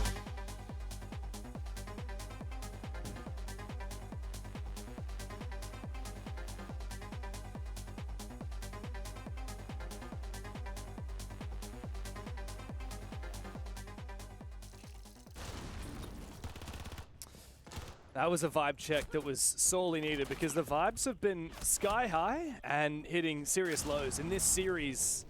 From 7-0 and rounds like that for Nears to losing in overtime and letting it slip to a third map. It's been an absolute marathon of a series, but Dplus winning that round critically puts them one step ahead. Still can't believe the ending of that half though. Like, I genuinely thought Kinotrope had the clutch because I saw Nears dying, but he traded himself, as you mentioned, and gets the round. Like, what a D+ way to get it, man. And it's Nears of all the players who've been falling short so far in there that gets that clutch for his team is huge for him. Side swap though, I'm not sure about expectations. Okay, we're going for a drone kill. I was thinking, what are we thinking right now, Gatorada? But we're just getting the drone in the drone hole. It's alright. Get those drones, man. Get it, king. I'm Diamond 1. I'm you know Diamond that guy, 1. Frankie Strings? Yeah, you do. Watch this. I love I'm Frankie. Diamond He's 1. so good. He's Diamond 1. I'm not really much of a TikTok type guy, but whenever I get sent his like videos, it just sends me. So good. He played in the show match in SLC, I think it was, right? I believe so. I feel like I saw him play in one of the show matches, and then every time he got a kill, he just held up one finger, and you just see him mouthing, "I'm down as well." It's such a good phrase. Yeah. I also love because it's like it's not champion, you know, he's Diamond 1. Yeah, he's very proud of it too. It's not actually the top rank. It's like, he wasn't good enough to beat champ, so he's like, nah, bro, I'm Diamond 1. That's my rank right here. Diamond 1. Wonder what he is in ranked 3.0. I heard it's hard. I heard that there's nobody in champ. Rank 3.0 has really humbled a lot of people. Yeah, I've yet to play. Actually, I'm unranked, so I'm behind the queue on that one. Gotta catch up soon. For now, though, it's a bit of a freeze. Kawa playing the 2-brow, stopping the attack from commencing. Yeah, stop it forever. Gonna be very much a back attack here. Breach the walls, work the door, use the smoke shift from the Munchie and the glass, enable Levy as much as possible. And there is no warning, so just 2 C4s and stop that push. Oh, careful, that's a soft wall. Nears can always pre-fire through it. AK-12 in hand, anything's possible. As the buck gets active from below. And the buck below. Yeah, Middy's seen something. He's so close to getting a perfect angle on that player, but he actually takes quite a bit of damage from Gatorada. I'm reloading. Gatorada has nowhere safe to stand. He has to fight someone. Pressured from a window, pressured from the breach, pressured from the Monty, and from the buck down below. He should absolutely be dead. Oh, coverage needed to be there from Carwell, but it wasn't. Here comes the Monty. Feeling affected now by the Echo, but it doesn't matter because Dplus are going deep for kills while the plank goes down. Falls has fallen off of it, and now it's just Declare. 1v5, he finds the first one, but I mean, it's Levy who's done a lot of the heavy lifting here, hasn't he? The 5th round gonna be on the board for Dplus. Kinotrope. For them, the game is starting to run away from them. Yeah. What do you reckon? Falls making his way forward. I'm Diamond 1. Oh, bonk. I bet you he's Diamond 1. Nice. Well, good question. Hold on. Well, let me do some research here. Falls.dplus or DK. Yeah, let me get on here. Get on the database, mate. Boot it up. Let's see. Over there, Hashtag rank right check. now. Can we hit a rank check? Files. Oh, there's 2 L's. It's And 2 then there's A's one and 2 Z. L's. Okay, that was hard. 1Z.dk. All right, he's currently Diamond 3. He's not even Diamond 1. You reckon Niers is? I reckon No, Niers he's seems like a Diamond ranked demon. Probably he's like Diamond 1. Or Let's look up the database right now. Niers.dk. Rank check. Who's the biggest fraud? Niers.dk. Oh, it's worse. It's Emerald 2. Ooh, damn. He's only played 5 games. So he played 5 games, he won them, and then he got placed, I guess, and that was that. Who do you reckon would be the highest ranked in this game right now? Musi. Oh, in the tie game? I was saying, for DK, I actually think it's Musi. Well, I've checked Carwow. That was my I'm guess. correct on He's Diamond 4, so not as good as I would have thought. Oh, Musi's Emerald 1. Apparently Falls, who's the oldest guy, plays the most ranked. Make that make sense. Okay. I feel like Gutterada and Gunners AEG would these surely be little demons as well. I feel like they would be. Gutterada's Diamond 2. We don't even have any Diamond 1s in here. What's going on, guys? No Diamond 1s? I know that some pro players are gonna, make the argument that, like, is it worth your time to play a rank when you can, like, study your opponents and study your own, like, game strat and stuff like that? And it's a bit of a yes and no. Ranked is just about keeping yourself warm if you're not scrimming, like, every single day, for example. And there's a bit of a question mark about the quality of rank 2.0, and 3.0 is still pretty new and whatnot. I think it's just good to have fun with your friends. I know the G2 boys over in EML, they've been playing ranked as a 5-man stack with the full roster, like, a lot of nights together. And all streaming it as well, which is great for content purposes. And it works for, well, so to say it works for them, but they lost the Fnatic, so maybe not. Maybe it doesn't after. I checked every player in this game. None of them are Diamond 1. The highest is that we've got a couple of Diamond 2s, and that's it. Okay. I respect it, man. There's still a grind to happen then. Yeah, so this is for you guys watching at home. If you play a lot of ranks, maybe it's possible. You should grind through the Challenger Series, sign up for your local grassroots competitions, play through Tier 2, join up Tier 1. Who knows? Maybe you could be even better than Diamond 1. Maybe you could be playing in APAC North. Maybe you could be getting spawn picked by Niers. Oh, phenomenal. Yep, that's what I want to be. Spawn picked by an import player in APAC North. That's what I want to experience. That's the dream. Nightmare fuel. Cower goes down early though. Levy up above. Finds that. Also, the Echo here, not really finding the value, I feel like. They get a bit of intel, but doesn't stop anybody from pushing or taking the gunfights. And look at the current lineup. It's a single C4 and Toxic Bips. All they had to work with. The Okas are ineffective. Yeah, completely ineffective. Akai is spending a hell of a lot of his time on his camera just getting information, but hasn't actually enabled any activity from Kinotrope. Now Gutterada has won his against Niers. And Falls is locked out thanks to the smoke. Wow, he actually falls down. Trapped in the corner. What? Kinotrope now finally in the advantage. A retake upstairs from Gutterada as well. Good shot though from Levy.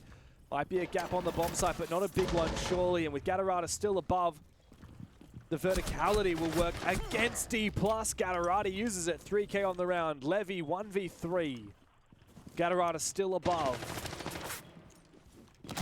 Impact goes out, finds nothing. He might try and stick this one. Doesn't have any sound cover. And Iogator is there, ready for him. Kinotrope back within touching distance, but still not close enough. I mean, the way that Kinotrope's been playing at the very best this stage is when, Gutterada, Egg has been popping off individually, and a 3K like that, that is going to win you a round immediately. It's good to see some of that individual hero plays happening. It's been a lot of teamwork from Kinotrope, which I think is phenomenal. But in those very few clutch moments, they've actually been losing out more than winning, I would argue. That Toxic Babe just destroying Falls that was walking into the corner, I think, on that inside the circle. That changed the round as well. For sure. I felt like the most decisive moment of the round. Aside from the fact that Gutterada went upstairs and retook that, but I think Falls dying there. As long as the Blackbeard's alive, anything is possible, really. You can kind of brute force your way in. That could be an operator, James. I've just seen the light. Okay. So, imagine a trap operator. Imagine like Thorn, right? Yeah. But instead of it going kaboom, instead it'll do no damage, but it will attach you to it'll put a leash on you. Like you're stuck to that area, so you can't walk outside of that circle unless you like flick over, shoot it, and then you can like move away from it. I think that so would be it's like cool. a capture device. I think that would be cool. But I think that the devs don't love gadgets that like take control away from the player. In theory, because then why do we have frost traps? We have so many gadgets that violate that, but I know that that's a line they would probably say in response to that. Okay. And I mean, if they want to make it do damage, you can just make an electrified leash, right? You like, you take a bit of sap damage like a Clash. And then like, you'll get disoriented like an Echo Stun, you'll take damage, you'll be stuck in a corner, it'll make you dizzy and you can't see, you can't sprint. Like, they can just make it like that. Then it fits the vibe of the power creep a little bit more. It's true. That does sound like a legit operator. It would be too simple if it's just like one tap bullet and it's over, right? A little bit too simple. I never know. Combo it with some stuff. Yeah. I mean, think of the Thorn Trap. So like Thorn Trap right now, it's pretty alright. But paired with a Melusi Banshee Slow or a Barbed Wire, you'll just die every single time. Sure. It changes the value completely. Speaking about value, we've got Caillou once again on this Maestro that he's been so good with. And still Dplus are not bringing that Brava, which means now they want to get a breach on that wall into the bomb site, but they're going to struggle to do so while Caillou is active on that Evil Eye. Just gotta make sure that Caillou can speak of Barbed Wire. Yeah, he can stay alive for the entirety of the round. Oh, so they actually did get a breach because Caillou was busy moving his bar. That could be a yay. Carwell was tucked away in the corner, finds Midi, almost a second, but Nears will trade him back. Dplus now have a big avenue onto the bomb site, but where is their plant potential?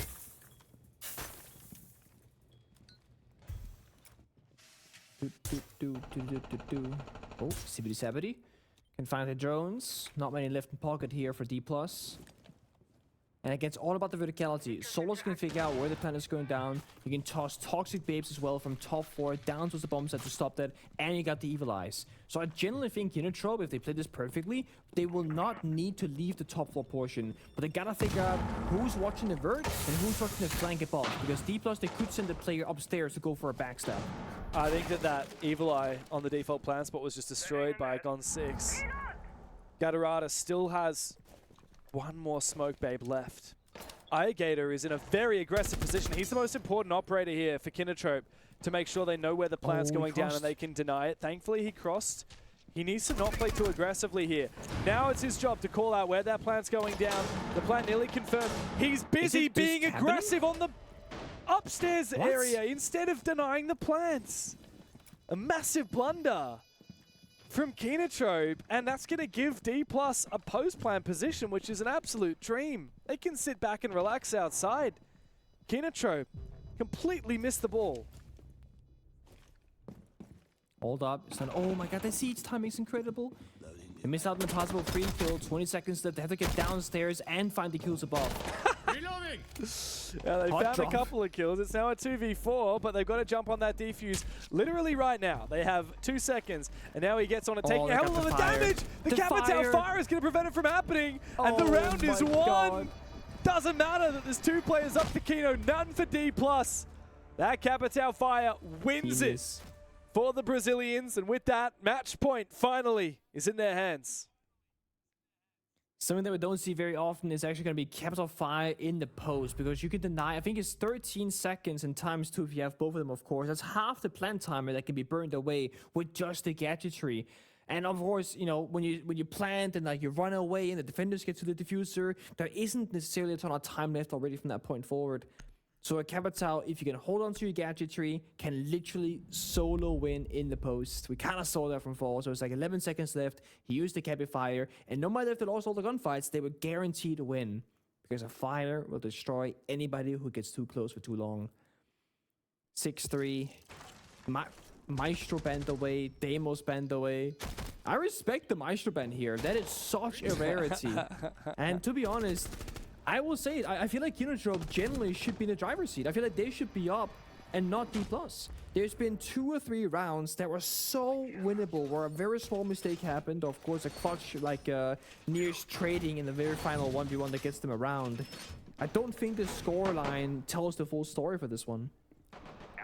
I agree with you. I think there's been a few moments where literally just one tiny little detail gets a round win, whether it's the 1v2 clutch from Nears, which was a trade, or whether it was that round just past. I mean, Kinotrope had so many layers of plant denial, and in the end, plant goes down with 8 people alive in the server just because of a lot of it was the plant denial being countered by Dplus, like the Maestro was eliminated, but notably the Solus, whose main job is to make sure that the defense knows where that plant's going down. That was just out of position, distracted by the attack upstairs. Kinotrope were punished because of a lot of these tiny moments, and that's the only reason why Dplus are 3 rounds ahead and why they're about to send Kinotrope to the lower bracket.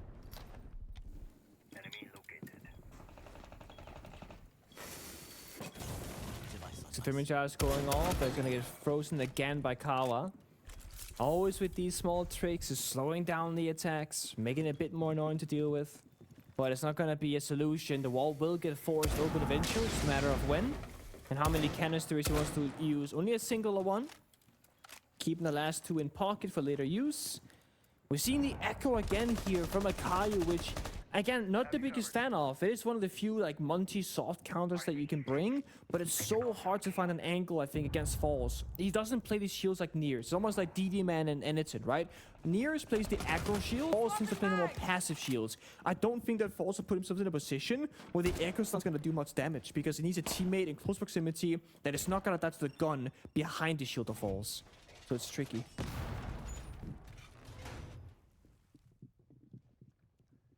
Patience here from Midi. Oh, it's going to get him a kill onto Akayu. Couldn't ask for a better player to take down, being the Echo. That late round plant denial, that soft Monty counter, the perfect gift for Dplus in what could be the final round of this exchange between Dplus and Kinotrope. And Kino now, they wondered, can we just sit back? Can we just play patiently like we planned to, or do we have to suddenly take the fight to Dplus? Yeah, it's gonna have to be felt out right, like very shortly. Either you fight momentarily, or you just wait until the very last seconds of the round. The shotgun fight could change everything, but no one's gonna fully commit to it. But meanwhile, Force is in the bomb side. No. C4 doesn't get the kill. It means Monty can go for plant, and everybody's falling apart. There's 2 players left. There's absolutely no way that Kinotrope can stop the plant now. Surely Dplus are forcing it down onto the ground, and Levy has made a 4v1. A flawless flourish to finish what was a behemoth of a match. From the heights of a 7-0 to the depths of